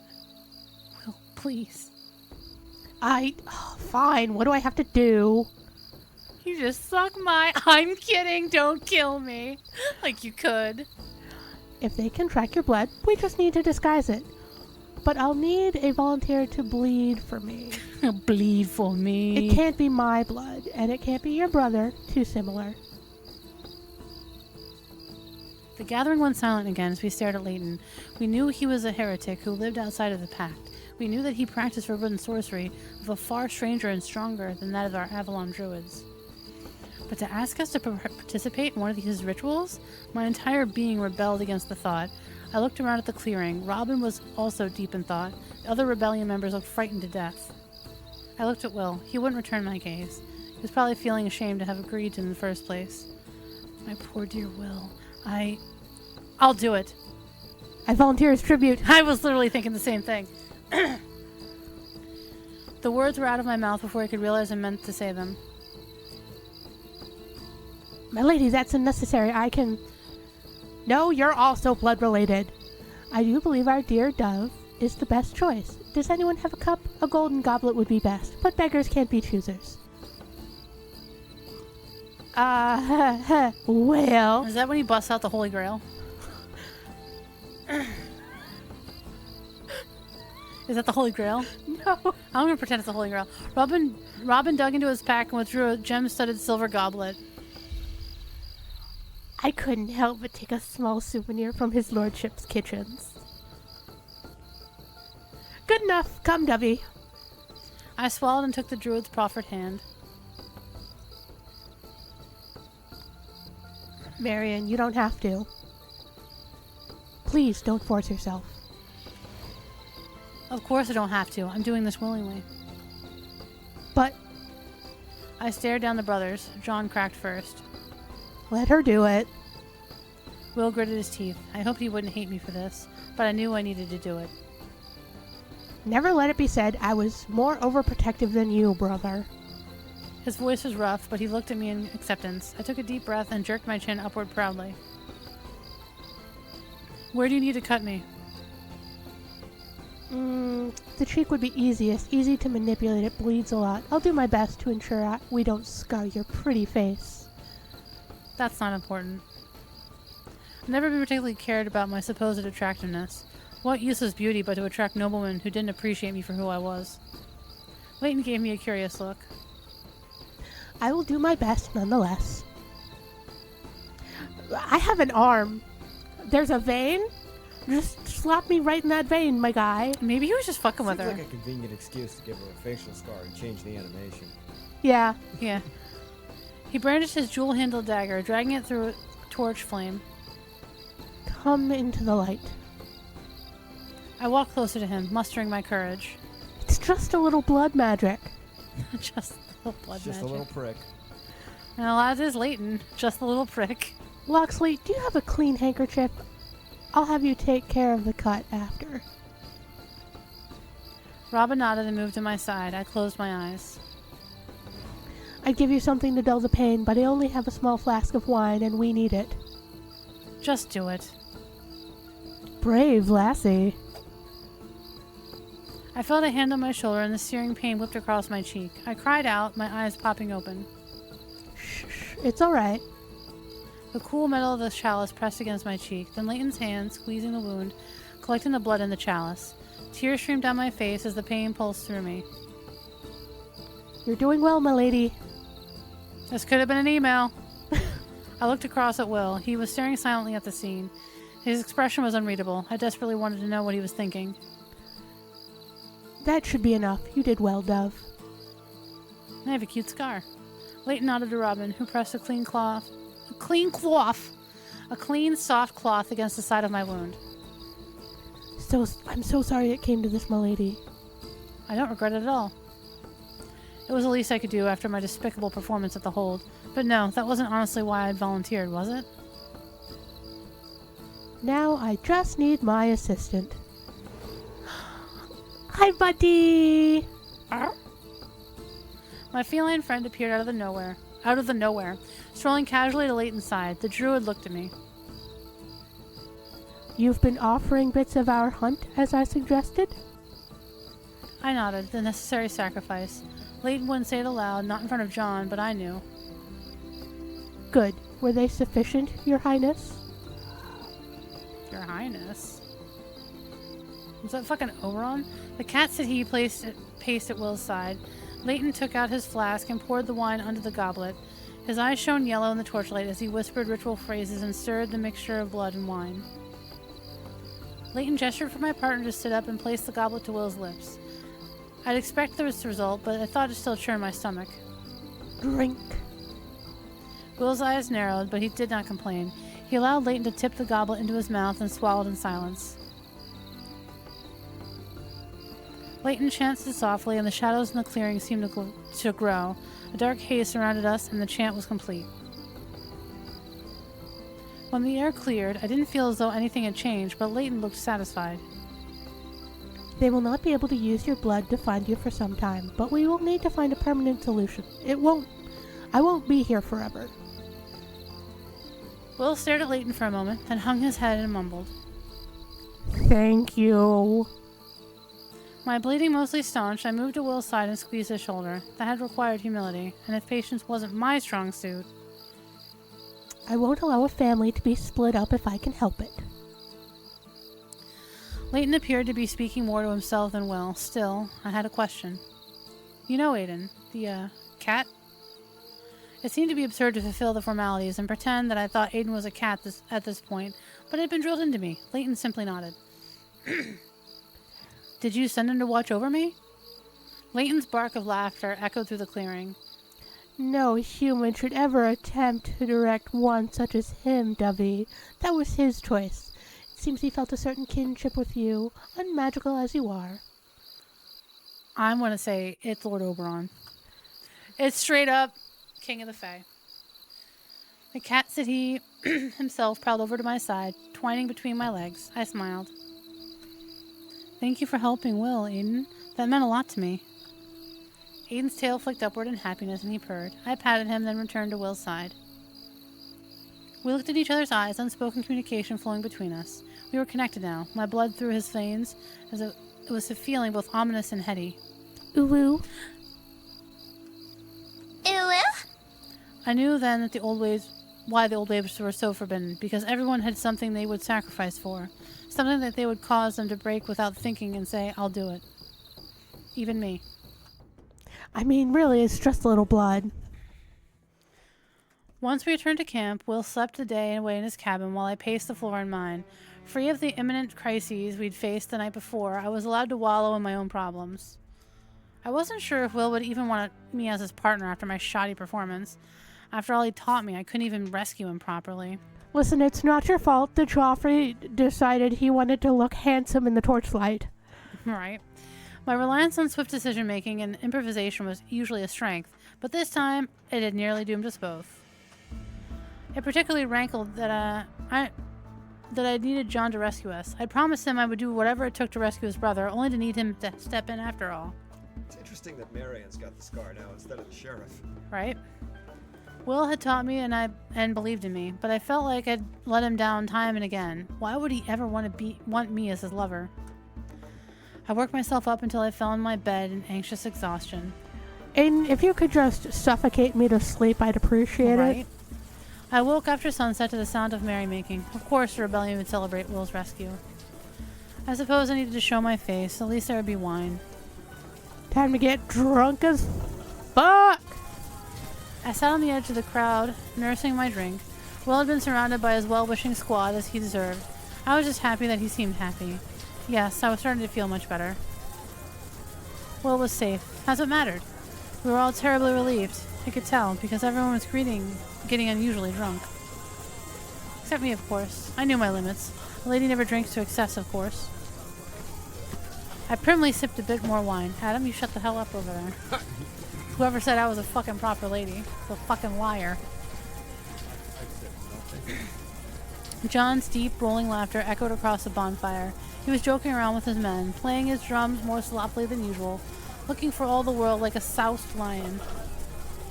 A soused lion. I giggled to myself. You've never even seen a lion, Marion. I've seen drawings of lions, I told myself. Wait, Will had seen lions. He'd know. And I bet he'd think it's funny, too. Oh, Marion is drunk as shit. Yeah, she is. Where was Will? It's like, I'm a lady. I love a so bad. Oh, put that ground there. I stood. The world tilted slightly, but I grabbed a tree trunk, squinted hard, and willed to still. That worked. Yo, she fucked up. I knew my partner well by now. He'd just be off in the woods, close enough to the action, but far enough from the others. I tromped out of the bonfire circle to a spot I knew. It was home to several rather comfortable fallen logs.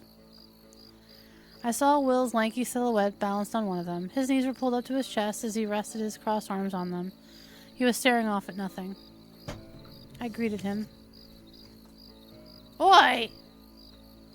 My voice seemed to echo through the clearing. Had I spoken that loudly? Surely not. I am a lady, after all.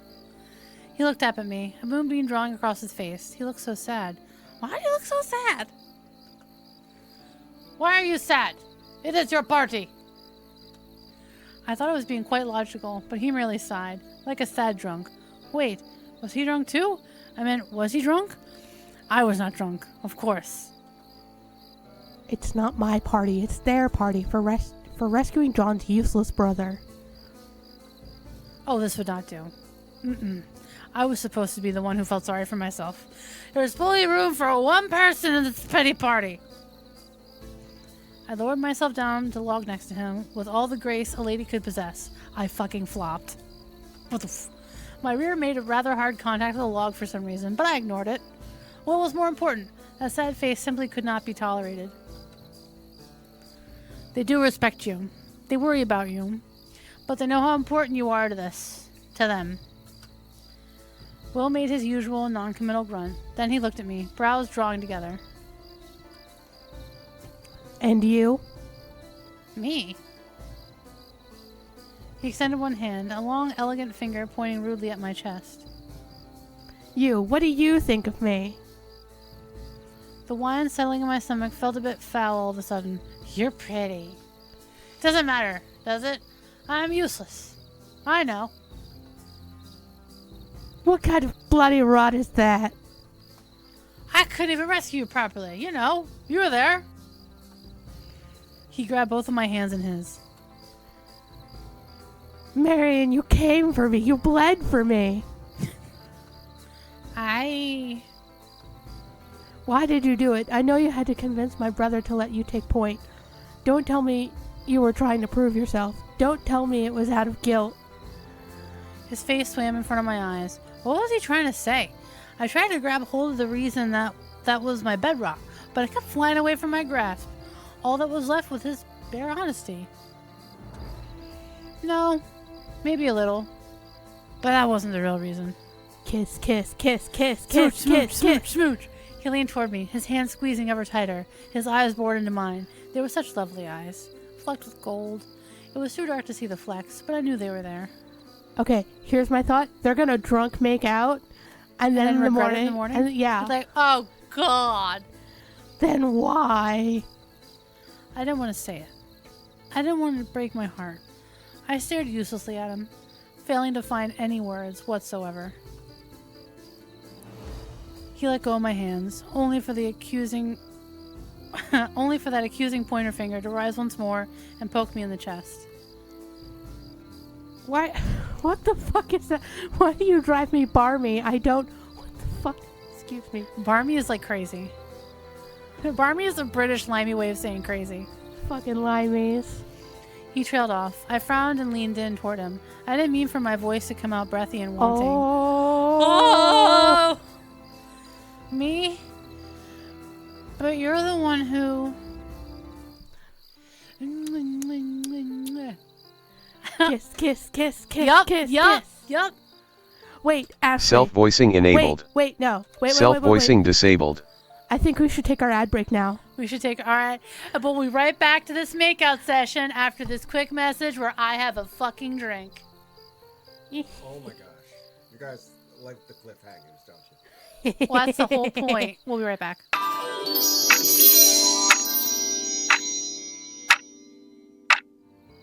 And we're back. And we're turning on auto voice. We're turning on auto voice. You sure? Yeah. You want to try? Yeah. Gonna have the radio. I'm sorry, do you want to with the talk to sex each other about the characters we're voicing making out? No. Self-voicing enabled. I never had the chance to finish, because he gathered me into his arms and kissed me. I kissed him back. Objectively, it probably wasn't a very good kiss. We were drunk, awkward, and sloppy. I didn't care. His long arms cradled me, making me feel oddly secure. I sighed in pleasure, testing his lips with the tip of my tongue. He moaned softly against me. I put my arm around him, my fingers stroking the back of his neck. His tongue pressed insistently into my mouth and I met it with my own, tasting the sweet wine of him. God, this voice. I don't know how long we kissed, perhaps only a minute or two, perhaps half the evening. Wow. That's some endurance. I mean, Your lips. Eventually, he pulled away. I mewed softly in disappointment. Self-voicing disabled. Wait, I muled? That's enough. He was panting slightly, his eyes wide. We're drunk. I don't care. You don't know that. Shadows, I don't know that. He tugged a hank of his hair in frustration and stood up. No, I wanted him to kiss me again. My mind spun. Come back! I can't. I don't want to do something even more stupid. I didn't think he'd been stupid at all. Apparently, I'd been the only one. He started to turn away. I groaned, my mind betraying me once more. I couldn't think of anything good to say. Instead, I called out uselessly. You'll hear from me in the morning. Talk to your manager. you'll hear from my lawyer. Was that a chuckle I heard from him? Whenever do I not? With that, he stalked back towards the bonfire circle, leaving me flushed and aroused on a log. Oh, he would be hearing me from me in the morning. Just to make sure the whole camp isn't hearing from the two of you in the morning. I woke the next morning. My eyes felt groggy, my mouth dry, but my mind was blessedly clear. Somehow, I didn't have the expected headache. That's some good ass wine. Mm-hmm. Aiden was snuggled up by my side, purring. Or in Damn, girl! She's all disheveled. Disheveled. I hope you don't mind me. I hope you don't mind me asking, but did you heal me? A sandpaper tongue licked the back of my hand. I know. You probably won't tell me even if you could. Memory returned as I sat up in bed, Will and I entwined in the forest. Had that really happened? I felt heat creep into my cheeks. I rose and went to my water basin to wash my face. A clear red mark on my neck showed me that our interlude had been no dream. That bastard! At least I can cover it with my neckerchief. You did not give a fuck last night. You're gonna see Will later. He's gonna have hickeys all over himself. A bastard he might have been. I don't remember that in the narration. Okay. She was also drunk as shit. A bastard he might have been, but I hoped he was my bastard. I needed to find him. Oh, Ashley, that's you and Adam. What? A little bit, yeah. What? You heard me. I could see you sporting the same hat. That was easier said than done. He wasn't in his cabin. He's probably pacing in the woods going, fuck, fuck, fuck, fuck, fuck, fuck, fuck. Trying to get rid of my Vegeta voice. No sign of him on the practice grounds. I certainly couldn't search the entire woods, but Kroga conveyed to me that she could not locate either Will or Mercator. Had he gone on a mission without me? After some time, I found Edith in the bowers, knitting as usual. Good afternoon, Edith. Have you seen Will?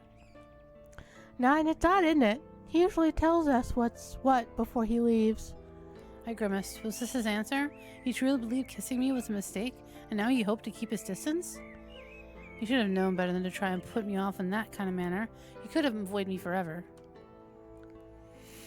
Hunt him down and make him talk. Sneak into his cabin and wait for his return? That's not creepy. Pretend nothing happened. Hunt him Fuck down. the last option. Last option's not happening because I cannot fucking stand that trope in my stories. So we're gonna go with the first option. Yeah. I'm gonna hunt this motherfucker down. I suppose I'll simply have to hunt him down. Have fun. Don't do anything I wouldn't do. I believe that leaves me with a wealth of options. We grinned at each other and I bade her farewell. It was beginning to form a plan. Rowan, you're a skilled tracker, yes? The best. Would you be willing to help me find a rather tricky target? John said I have a break day today, so sure. It didn't take long for Rowan and their foxes to catch Will's scent. They led me to a glade not far from the training grounds. It was quite cleverly hidden from view, so I hadn't even known it was there. Will was curled up below a tree, napping with his hat drawn over his face. Rowan leaned over to me and whispered, Found him. Are you gonna kiss again? Startled, I hissed back at the poor changeling. How did you know that? Rowan put a hand over their mouths, suppressing a giggle. Foxes see very well in the dark. They thought you were biting each other, but I know better. I mean, there was biting. I rubbed my forehead in consternation. The last thing I needed was for word of our encounter to get out before I worked things out with Will. Rowan, it's a secret. Can you keep it for me? Of course, I love secrets. They made a show of sealing their lips tight. Or together. I ruffled their hair. Excellent. Thank you. Now be off with you. It's not polite to watch others in their private moments. I know. Nell told me so. I didn't stop him last night. With that, Rowan took off in the direction of the camp, and I was left with my wayward partner. I approached him quietly as I could. I suppose the reckoning is upon me. Of course, I couldn't actually sneak up on him. I glared down at his supine form. If only it weren't such an attractive one. Okay, now take the hat off his face and slap him with it. Yes. Well, he probably... It's Will. That's Yeah. not happening. He lifted his hat and regarded me with one baleful eye. If it isn't Will Loxley, you've made yourself terribly scarce today. With a soft sigh, he hoisted himself up into a sitting position and patted the ground in front of him. I sat down, still glaring at him.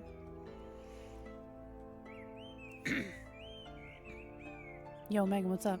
Sorry, I was watching Adam play Conan You Exiles. play Conan? Conan? I needed to think. It was that bad, was it? Why, yes, such torture, kissing a beautiful woman. It was his usual sarcasm, but his voice was low and unforgivably appealing. I growled out my reply. But you don't shag noble women. That has been my policy, yes. His eyes had shuttered, and I could see he hadn't finished thinking yet. I didn't want him to think. I wanted him to feel. I wanted him to tell me how he felt. An idea flashed into my head. Something I knew he couldn't Oh, resist. Ashley, I feel like you might have to hit V again. Right then. I think this calls for a challenge. He looked at me like I'd gone barmy. If only he'd known I'd gone barmy the moment he'd been arrested. We spar. Oh, God. I was so scared. Naked. Like, oh no! V! Abort. If I win, you tell me exactly what you've been thinking about. You know you can't win. You've improved, but you're nowhere near my level yet. I gave him a superior smirk. Not with words. Not with swords. Grappling! Oh my. In Avalon, grappling was a sport for peasants, but John had told me that it wasn't so in Shinjata. He'd been teaching me the art for self-defense if I were attacked while unarmed. Yes, grappling. Wink. I mean, I'm sure there's several people who wouldn't mind practicing grappling with John. I'm pleased you agreed to let me teach you, Marion. You know, that brother of mine always refuses. That's 'cause you're built like a brick shithouse. Why is that? It seemed odd for Will to refuse to learn such a useful skill. It's that pride of his, I assume. I'm aware of his pride. Oh my. Whenever I offer to teach him, he simply says it's not necessary. So if you ever need to get one over on him. Do you wish to grapple? I do. Will you accept the wager? And when I win, what do I get? Grappled. If you win, what do you wish? Brave of you to open yourself up like that. Oh my. God! He squinted at me, thinking.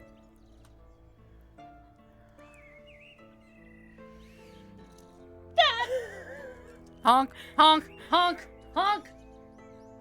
Honk! If I win, you'll do it as I command from that moment until sundown.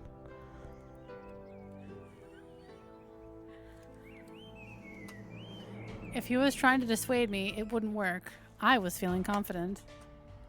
I mean, Fine. I feel like this is a win-win situation for them, really. Fine, agreed. Yo, Megan. Right then. Right then, let's go. I keep being distracted. He stood. He stood, doffing his hat, cloak, and leathers. Are they slowly walking? With I stood across from him, lowering my center as I'd been taught.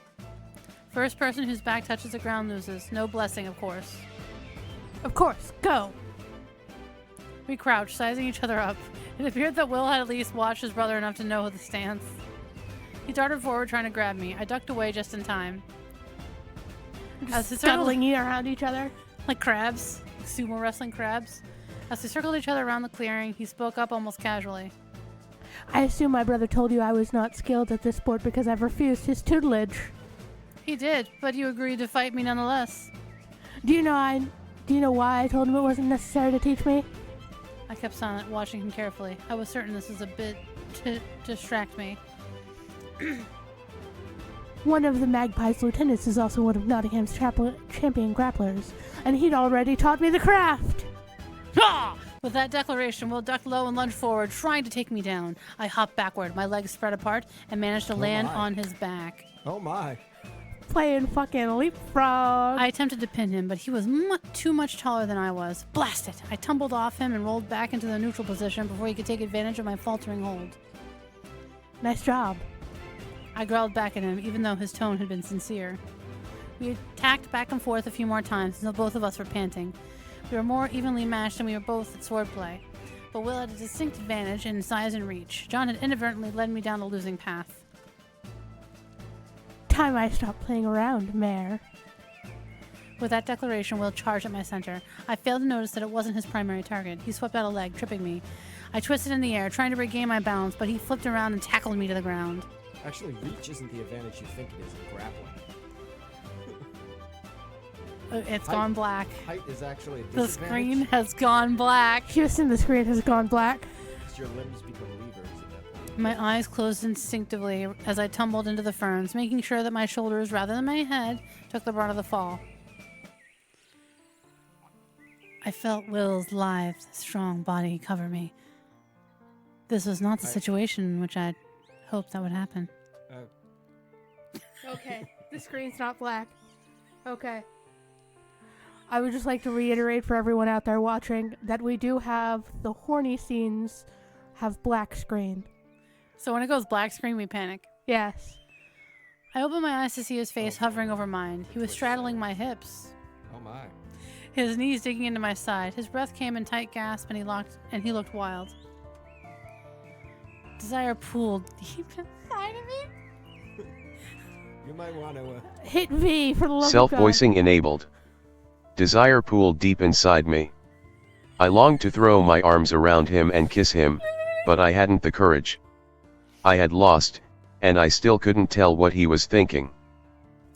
Will didn't move. He simply stared into my eyes as he struggled to get his breathing under control. I returned his gaze, trying to somehow convey my feelings to him. Self-voicing disabled. It might be safe. I'm going to go to the next screen. He didn't move. He didn't seem to react. After far too long in silence, I couldn't take it anymore.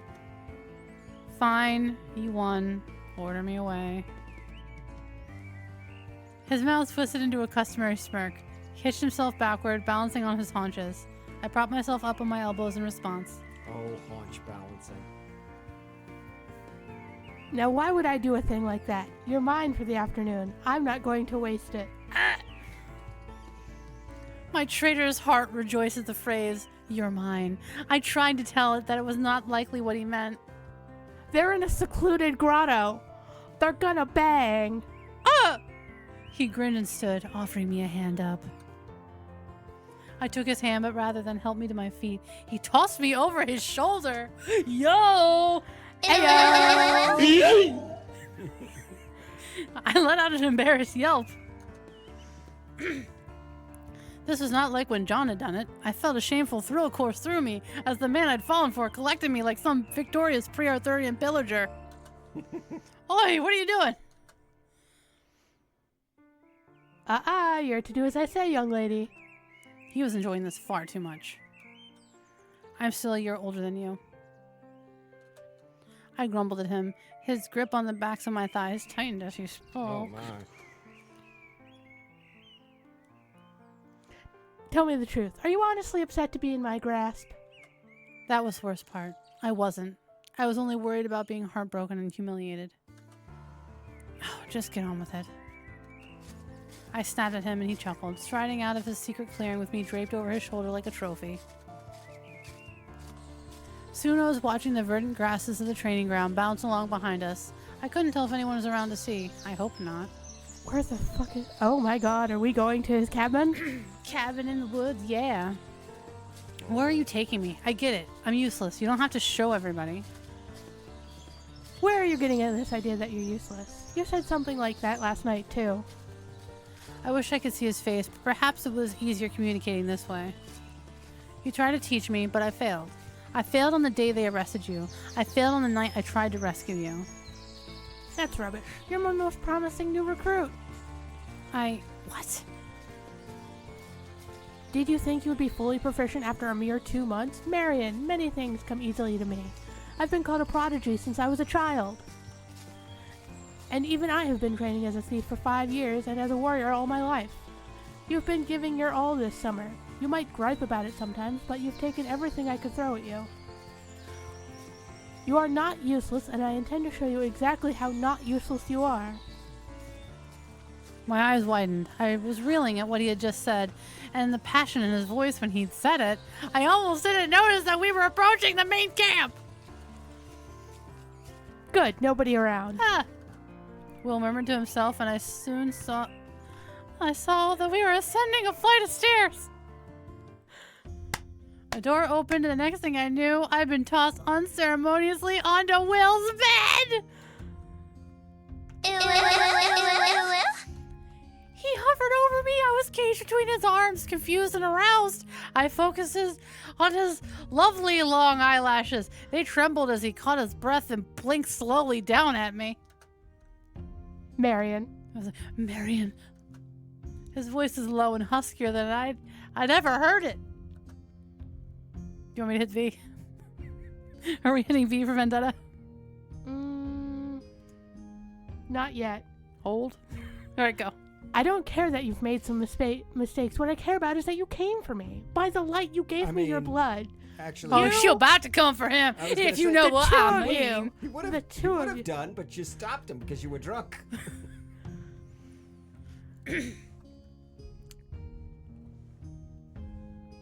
Now you can hit me. Self-voicing enabled. Will, in this, you don't have to do as I say. But I would like to make up for those terrible kisses last night. I was rather drunk. I'm actually quite good at kissing. May I prove it to you? He had just lectured me about how I wasn't useless, and now he was admitting he'd been worried about poor quality kisses? I lifted myself onto one elbow and raised my other hand to stroke his soft cheek. Oh, God. At least Marion, she's stroking something by else. the light, we're a pair, aren't we? Please, Would Will. you stop staring I at me don't while care we're about being talking? kissed by the most skilled Lothario in Avalon. I want you to kiss me. Will favored me with one of his genuine smiles. I felt like the sun had come out after a long storm. Like, as soon as I don't press V, it's gonna say the most heinous shit. Just keep going. Then he leaned down and his firm lips brushed against mine. Kiss, kiss, We explored kiss, each smooch, other, smooch, smooch, gently, smooch. tentatively.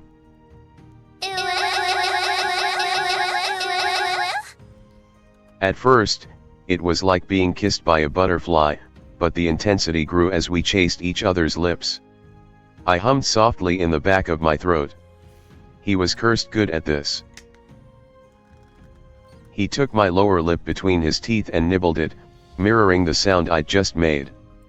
Then his lips and teeth traveled down my neck, kissing, biting, licking. It was incredible. Marion, why am I not surprised you like to use your teeth? Jesus Christ. Ayo! That's what she said. He raised his head and gave me a wicked grin. Will, you enjoy it? I growled in response and took advantage of his distraction to return the favor, paying special attention to his delicious clavicles. I lavished them with kisses and nips. He groaned.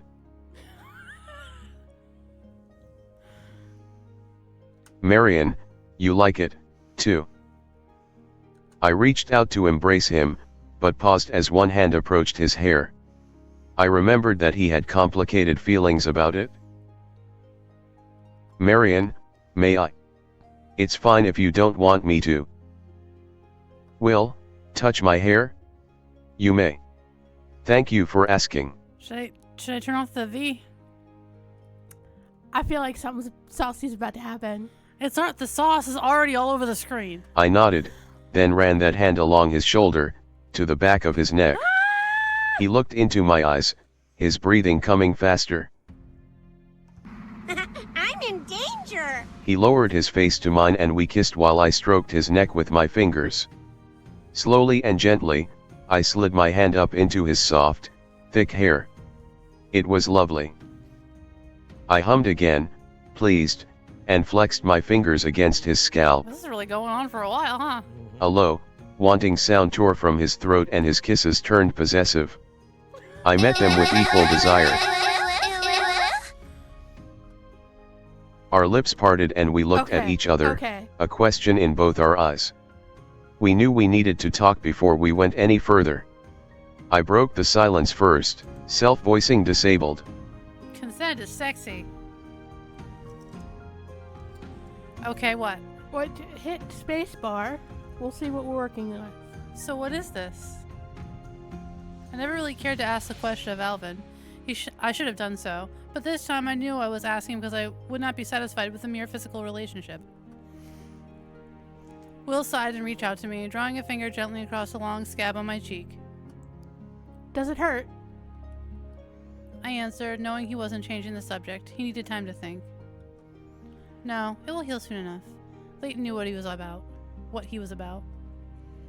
That doesn't make me feel any better.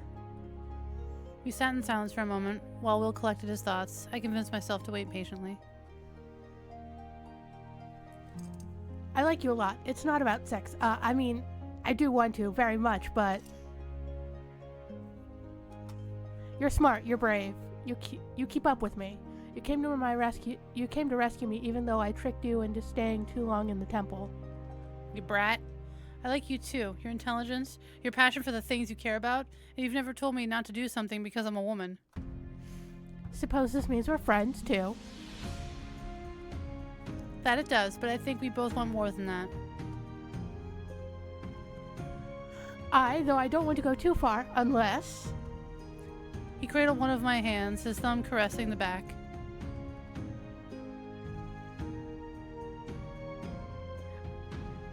You want the V? No, I'm just like, Well, Will wants the V. no, I just like, I read it first before I speak, and I'm like, sir, are you trying to get her to marry you, and then she'll be Lady of Locksley Hold? King, what are we doing? Did you mean what you said when you said you might not want to be a Lady of a Hold? I did. I always thought it was my only choice, but now I like going on adventures with you. I think that even if we didn't work out, I might try to find a way to keep doing that, but I'd rather it be with you. His brilliant, true smile shone at me once more. He pulled me against him, and I leaned my head on his shoulder. Ah, cute. I never try to turn you into somebody you're not. I know how that feels. I'd never like you any less just because you're not perfect. Well, damn, you don't need to fucking say it like that, bro. You should just feel that way about yourself, too. He chuckled in acknowledgement and kissed my forehead. Shall we take things slowly, figure out what this is all about? I think that'd be nice. Also, can we keep this a secret for a while? Why? Are you? No, I'm not ashamed of you all. It's just, I know my brother and my cousin, once they find out about us, they won't shut up about this for ages. Is it greedy that I just want you for myself right now? No, actually, it's rather sweet. In which case, maybe I should go back to my... What in the goddamn? Oh, thunder boom across the valley and the skies opened up. Oh, looks like you're staying together on a stormy day. I blame the cat city for this. Aiden's up to no good. Aiden was like, Meow. Rain, bitch. let pussy happen. Oh. Let pussy happen. Yeah, but it's raining. Meow. So there'll be wet pussy. It's about to be a wet pussy. On the other hand, Oh. Will chuckled. I love the feel of his laughter vibrating against my back. Wait, what position are you in? About to be many. You don't believe in bad omens, do you? Of course not. I was just thinking that I don't fancy a walk right now. Perhaps we could read together like this. Oh, they call it reading now. They're gonna make ramen. I think that sounds like a perfect afternoon. Actually, I think you skipped your own stuff. Hmm? I feel like you skipped something. Like,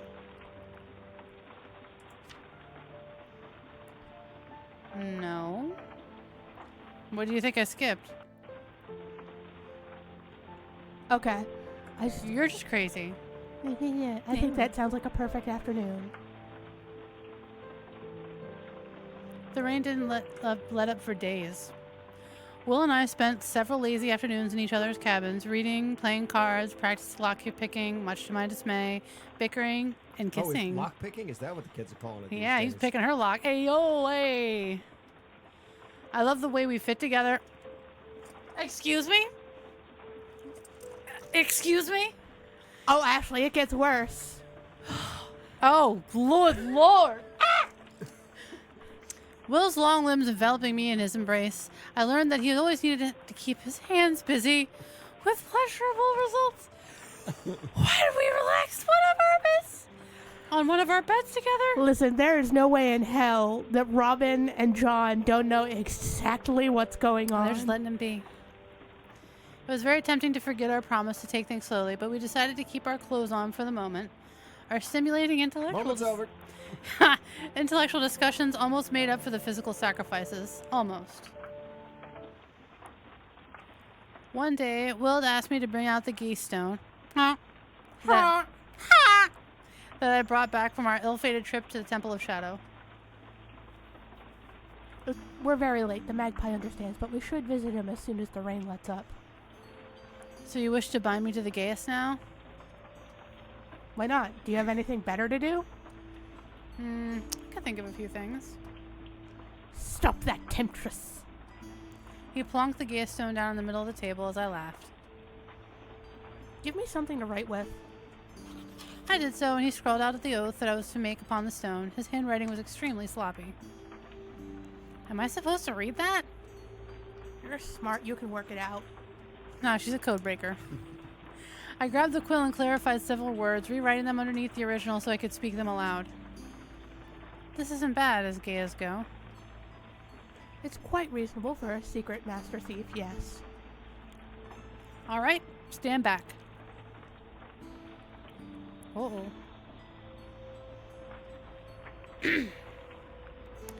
I placed my hands atop the Gaia stone and felt its magic flow through me. Enunciating as clearly as possible, I read out the oath. I, Lady Marion of Glastonbury, undertake this oath in the name of the Magpie, Gentleman Thief. I will never reveal the Magpie's true name to others. When speaking of the Magpie, I will only use the words the Magpie, he, or him. As confidant to the Magpie, I will not share any of his secrets with those who are not aligned with his organization. This I so affirm, this I so vow. I felt the gas take hold of me, stinging as though I were traipsing through a field of nettles. The magic faded. I shivered. Being unpleasant, may I kiss it to make it better? Oh my. I was swiftly distracted from contemplating the meaning of the gas. Yes. The gas! The geese! Ha! Ha! Several days later, the rain had finally let up, and the forest floor had dried off enough to be passable by stag. We set off early in the morning, for we would be riding north of Nottingham Holding into Locksley, where the Magpie's base was located. Will told me no more than that. I felt a bit exposed leaving Sherwood Forest, where we were safe under the watchful eye of Leighton's doves. He knew better than to possess doves upon the land that was under human authority. We avoided the road so that we weren't recognized, but the forest here was thinner and the signs of human habitation more obvious. Will appeared cheerier than usual. It's nice to see a smile on your face. He blushed and tried to return his expression to its customary scowl. Somehow I've missed this place. Didn't think that'd happen. I know how that feels. I never thought I'd miss the hills covered in grazing sheep. Ah, yes, I forgot you're awfully rustic. And you're an obnoxious city boy. I miss some things about my Dawes village, but having fish guts under my fingernails isn't one of them. We chatted breezily until we reached an area that was blocked off by a low wall. We dismissed our great stags and climbed the wall together. Will led me through a trapdoor in the garden beyond the lengthy tunnel. A burning torch was waiting for us at the tunnel entrance. Does everyone in Nottingham region have tunnels below their homes? This one's a bit more recent than the ones in Nottingham Hold. We walked together for some time. I imagined we would come upon the Magpie's subterranean hideout at some point, but instead we climbed up a stairway into the entryway of a well-appointed manor house. Where? Oh, sorry. Where are we? I whispered to Will, who chuckled. Locksley Hold, of course. Welcome to my home. Locksley Hold was strangely silent. No servants walked the halls, but surely there were servants to be had. Everything was tidy and clean. It was as though they had all been temporarily sent away. Will led me upstairs to a cozy study where a handsome older woman with unusually short hair awaited. Is that Robin's mom? Lady Locksley. Marion, this is my Aunt Lark, Lady Locksley. Aunt Lark, this is my partner and lover, Lady Marion of Glastonbury. Aww. We have unlocked relationship. I glanced over at Will. Apparently his desire to hide our new relationship did not extend to his beloved aunt. Okay, so are we... I think... I had this thought, but I didn't say it out loud. I think Lark might be the Magpie, and that's why Robin doesn't get to know. Yeah, and also that would be why, like, you always have to refer to he and him. Yeah, and it's bird-themed. Yeah. Pleased to meet you. Likewise. Do magpies like pretend to be go into any nest? Those are cuckoos. Magpies steal things. Oh. Yeah, that tracks. She gave me a cool but not unwelcoming smile. Everything about her posture and bearing spoke of regal self-confidence. What were we doing here in her domain? Are you also here to meet with? Oh, no, wait. Tidbits of information came together. The magpie had retired shortly before Robin's birth. He had a particular interest in Will, had extended the interest to me, made a promise to Robin's father. The wording of the gaze I'd taken had one unusual aspect. I laughed. A very clever bit of misdirection, milady. The magpie's chilly gaze melted. I knew I would like you. You have excellent taste as always, Will. So that's how you hide in plain sight. Who would ever think to look to a lady when given the slightest hint that the mysterious magpie is a man? The deception has served me well over the years. Come, sit. We gathered around the table, and Will poured us What in the... tisanes from a pot that had been boiling over What the the fire. fuck is that? Tea? A hot herbal infusion, like herbal tea on Earth, does not contain tea leaves, and its tea does not exist in Avalon. That makes It's sense. tea. Tea is from Asia. And so at this point in history, they probably wouldn't have it Well, in it's not Britain. Earth. That also, yes. But there could be Avalon tea. They said no. I'm saying it's good world building. I wanted to thank you for all the support you have given us over the summer, young lady. I've been told that Will keeps you close at his side, and he wouldn't do that if he didn't value your contributions greatly. Yes, I just managed to pull that out of him finally. You never asked before. Thought you knew. How many times have I told you that you need to be a clearer communicator when you take my place as the magpie? How many times have I told you I don't know if I'm taking your place yet? I frowned at the Lady Lark. Was this yet another important figure in Will's life who was trying to decide his future for him? I know. I don't mean to pressure you. I just hope you'll consider it, since you wish to remove yourself from the line of succession here. You would help him with that? She gave me a curious look. Your father was raised from knighthood to a lordship, was he not? Ah, yes. It probably wasn't difficult for someone like Lady Lark to look me into my background. She was a powerful lady and a spy master both. And you were meant to marry our dear young Joffrey in what I'm quite certain was no love match. Yet you have spent the summer with my son's rebellion instead. I'm grateful to Robin and everyone. I didn't want to marry yet, and I quite dislike what I've seen of Lord Joffrey's rule. But there's more to it than that, is there not? You've had a taste of male power. You taught yourself the sword. Yes, I'm far better a lord than I am a lady, I fear. You remind me of myself when I was young. I too chafed at the expectations placed upon me due to my sex. I became the magpie in part for noble reasons, but also so that I could live life on my own terms. But you stopped. I fell in love. Dustin saw me for who I was and supported my cause, but when we decided to marry, I knew I would become more than a simple wayward knight's daughter. Dustin convinced me that the power we wielded as Lord and Lady Locksley, we could make far greater change by walking in the light. It was fine. No, it was good. But you returned to Shadow after Robin was disentitled. I'm walking in both worlds now. It's difficult. I'm glad I have Will and the rest of my inner circle to help me. She dines with his lordship, the sheriff, and he has no idea. Pompous little brat. Be glad you don't have to suffer him. I'd be too tempted to settle our differences with a dagger.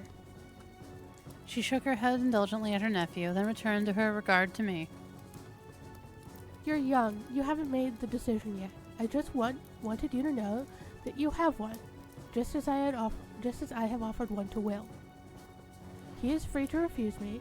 I would be sad, but I would understand. Good, because I've already told his brother exactly what I think about him planning Will's life for him. Lady Lark laughed, a smoky, husky sound that had no doubt captured her husband's heart many years ago. John means well. He reminds me of Dustin. Carries the world on his shoulders, and my own son. Robin doesn't know that you're the magpie. I promised Dustin that he never would. I know you might think less of me for this, but it truly is for his own good. With his personality, he was meant to walk in the light, to use his power and charm to change the world under the sun. How is he to know that if he doesn't know the whole truth? Believe me, I've asked her that many times. You have? I thought you'd like lording it over him.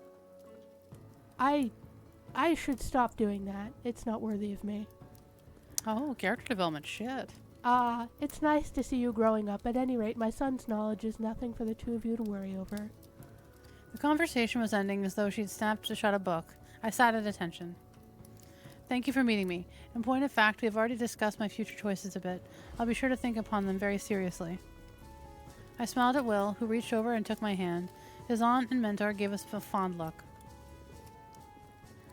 Excellent. Now to the immediate future. I have news for you two. I knew this wouldn't just be a social call. You know I'm more efficient than that. While Will was languishing in detention, and thank you once more for your efforts to free him, I was looking into the Nottingham Druids. I have two possible suggestions, but I don't believe it prudent for the two of you to tackle them both. Tell me, Lady Marion, how do you work best with my nephew? I looked back at all decisions and partnered with Will. Ooh, do we want to be... I think we should do strategery. Yeah. Because every time we don't do strategery, it ends poorly. Yeah, let's do strategery. Let's save first. Yeah.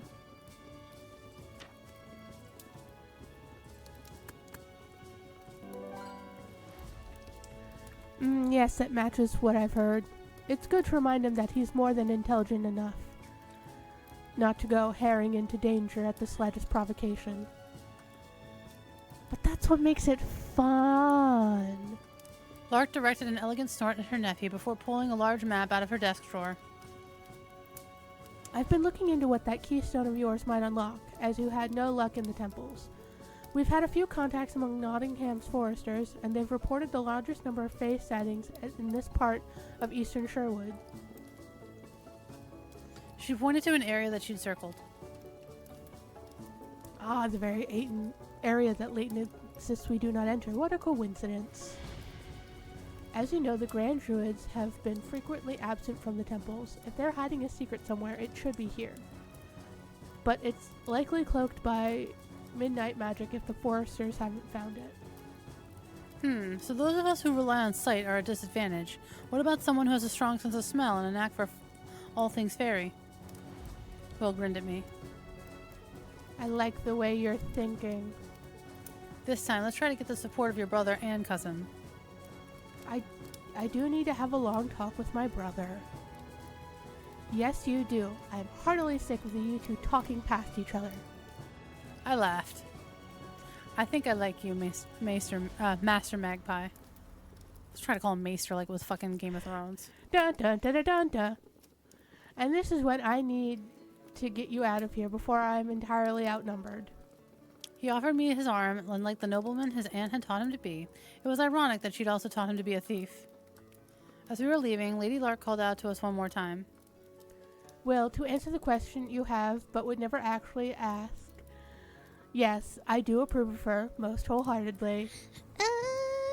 Ooh. Well, good little ooh. Auntie. Bloosh! Look at that bloosh! Look at him! Look at the blush! It's blushing! I did my best not to giggle as my lover blushed and mumbled his way out of the study. Chapter 46, or 4B, The Liberators! Bro, we got like 20 minutes. Do we wanna still go? So that's the question, right? Should we end it here? Which is early. Only by 20 minutes, though. Yeah, only by 20 minutes. This does seem like a good spot to start. Yeah, that is kind of the end of the chapter. So Yeah. Save. Do you want to get like a minute into the chapter and then... Or do you want to stop at the natural stopping point? Well, the natural stopping point would be here, so we can just like wrap up, and I can potentially be prepared for us to wrap up. That's what I'm saying. You're at the natural stopping point. Yes. So we're gonna save here. I like how it goes from 3 to 4B. You know what I feel like? Is there actually would have been like 4A would have been an entirely different plot if we had chosen differently in the like busting Will out of prison. Or no, like she had us pick how we work with Will. Like strategy. That's or fair. That's fair also. But yeah, it does definitely feel like we could have gone in completely different multiple paths. Yay for multiple pathing. Like multiple pathing on the same path. Yeah. Branching timelines. Branching timelines. All right. So I do think we should end it here. yes, that we've agreed on. Is there anything else we want to talk about? Follow Velvet Cupcake Games on Blue Sky Yeah. and Tumblr. Yes. Also that. Also follow us on Tumblr or Blue Sky. We don't have a Tumblr. We should make one. I have too many Tumblrs. Too many Tumblrs. Can you sacrifice a Tumblr? No, I cannot sacrifice a Tumblr. I'll sacrifice my old Tumblr. Or should we just make a new one? Just make a new one with with our email address for the show. Alright. Okay, go on. No. That we can reblog and stuff and stuff. Alright, so what do we have that's coming up next? I don't know. Are you streaming tomorrow? Well, yes. No, tomorrow's Wednesday. There's no stream Wednesday. Thursday, upcoming on Geeked Out, we are gonna... Shit, we need to decide because we're gonna take a break from Baldur's Gate 3. Megan, Act 3 is just so fucking buggy right now. Yep. In Baldur's Gate Especially 3. on split screen. Yeah. Split screen on the Xbox. Split screen? It is definitely split screen because I scream every time. We crashed with like twice in the span of an hour was our record. We've been replaying the same boss fight 4 times. I do not know what's wrong with your it must be the split screen that's fucking you guys up. with Yeah, your but the Baldur's other Gate. Xbox doesn't want to play Baldur's Gate 3 anymore. Your other Xbox doesn't want to work at all. Yeah, well, it almost works. So we're thinking, because Larian Studios has the cloud saves, Yeah. that I can use that and we'll just go play it on PC, but then I have to buy more copies of the game. So if anybody wants to gift us a couple more copies of Baldur's Gate 3, that'd be dope as hell. Or you could just subscribe. Force your friends to subscribe on Twitch or subscribe to us on YouTube. Yeah. If you didn't get to see the whole show tonight, I will have that uploaded to YouTube probably sometime next week. I usually aim for we do it live on every other Tuesday, and then the following Monday I'll have it ready so you can watch it on Tuesday or whatever. Don't forget to Photoshop Will's face on Puss in Boots. Yes, we have to do that. It'll be glorious. And then I'll tag Velvet Cupcake Games. Very good. Behold the very good. speediest thing I've made for you. So then Friday's the mega stream. Depending on when computer parts get here, we might have an Ethan in person and do a PC build stream. Are we really doing that? Yes, if the parts get here on time. Did we stream the other one? We didn't stream the other Couldn't one. stream the other one. There was no. That was the machine that we used to That was stream. the computer we would have streamed it. That would have been quite interesting. I mean, we could have done it off of a phone, but That would have would've been horrid. awful. Almost as bad as the old potato stream we tried to do on Ark Evolved back in the day when we first started. I don't know. Oh, Ashley. We did do one on phone, even in the old studio days. When there was a bonus stream. Do you remember? No. Oh, you don't? Remember the shearing of Ray? That's different. That's like a vlog thing. Okay. That's a spawn of 5 minutes. You want to do 3 hours of the phone? That was Nobody the wants to sit there 3 hours watching phone I mean, footage. that was the first We're time not there I ever, yet. That was the first time I ever appeared on camera. If we have like a rabid fan base, when we finally get our rabid fan base that would like to indulge in that kind of content, that'd be something different. Because then it'd be like, they're here for us. Ashley, do you still have that USB stick? You mean this one right here? The one that has the windows on it? Does this have windows on it? I gave you one that has windows on it. I have this one. That's the one I got, but we found out that it wasn't big enough for whatever the hell we wanted to use it for. That was for, we were gonna flash back your BIOS on the old PC. Oh, yeah. That's okay. We're going to be mostly prepared by the time Ethan gets here. Because he's bringing his computer stuff as well. We'll figure it out. I'll make sure he brings extra cables Well, and shit. No, it's not cables. It's to have Windows 11 on your computer. Yeah, that's why he's going to bring his laptop. And we have a thumb drive, so he can put Windows on the thumb drive and then... Okay, well, just make sure to delete anything off that thumb drive beforehand. Okay. Yes, ma'am. We will follow proper protocol. Why? What's on that thumb drive? I have no I idea. don't know. You just have to make sure it's blank first, or you will fuck up your computer. proper digital sanitization processes. So mega stream, computer build on Friday, something new and exciting. Hopefully, Saturday, Pow World. That's the plan. If the plans change, we'll let y'all know. And then next Tuesday, we have a special game that was donated to us by Mr. Necro. So we will be playing that next Tuesday. Oh, what game is that? I'm not saying. It's going to be a surprise. It's a stream in Mr. Necro's honor. Because he is the greatest. The goat, if you will. The digital goat. Are cyber you goat. ever... Well, Don't let rocks hear you say. there's also a game that I suggested to Ashley that she thinks looks neat. Oh my god, I want to play it so bad. But there are so many financial decisions I have to make right now that... Hold on. I'm not ready yet for that purchase. I'm not ready for any purchases. I want to be done purchasing things, but the world's like, that's nice, honey. This is happening. So I don't know if you want to do something about it, but it's happening. So go with that knowledge with you will. Anybody want to shout out links or anything that they have upcoming personally? Anybody else doing anything? No. Not really. Other than feeling like garbage because I'm on antibiotics, I'm not doing much. Mm-hmm. Megan's fine. It's not anything terribly life-threatening. No, This too shall pass. This too shall pass. Do not go into gory detail. I will throw a sturdy napkin at you. Okay. Thank you. I appreciate that. I guess that's it. Make sure to like, follow, and subscribe so you know what we're up to. Also, give us a follow in the Discord. If you play or know someone who likes to play Arc Ascended, if you are looking for an unofficial server, join the Discord.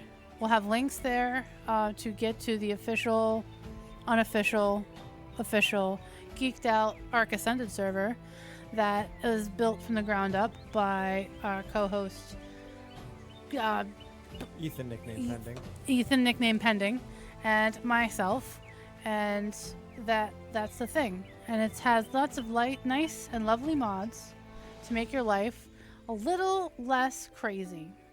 And if you're a member on the Twitch or subscribe on YouTube, and just like in the Discord, all that good shit, there is a community package. So it's like you'll get a starter set of stuff, like tools, a couple utility dinos. We have some options.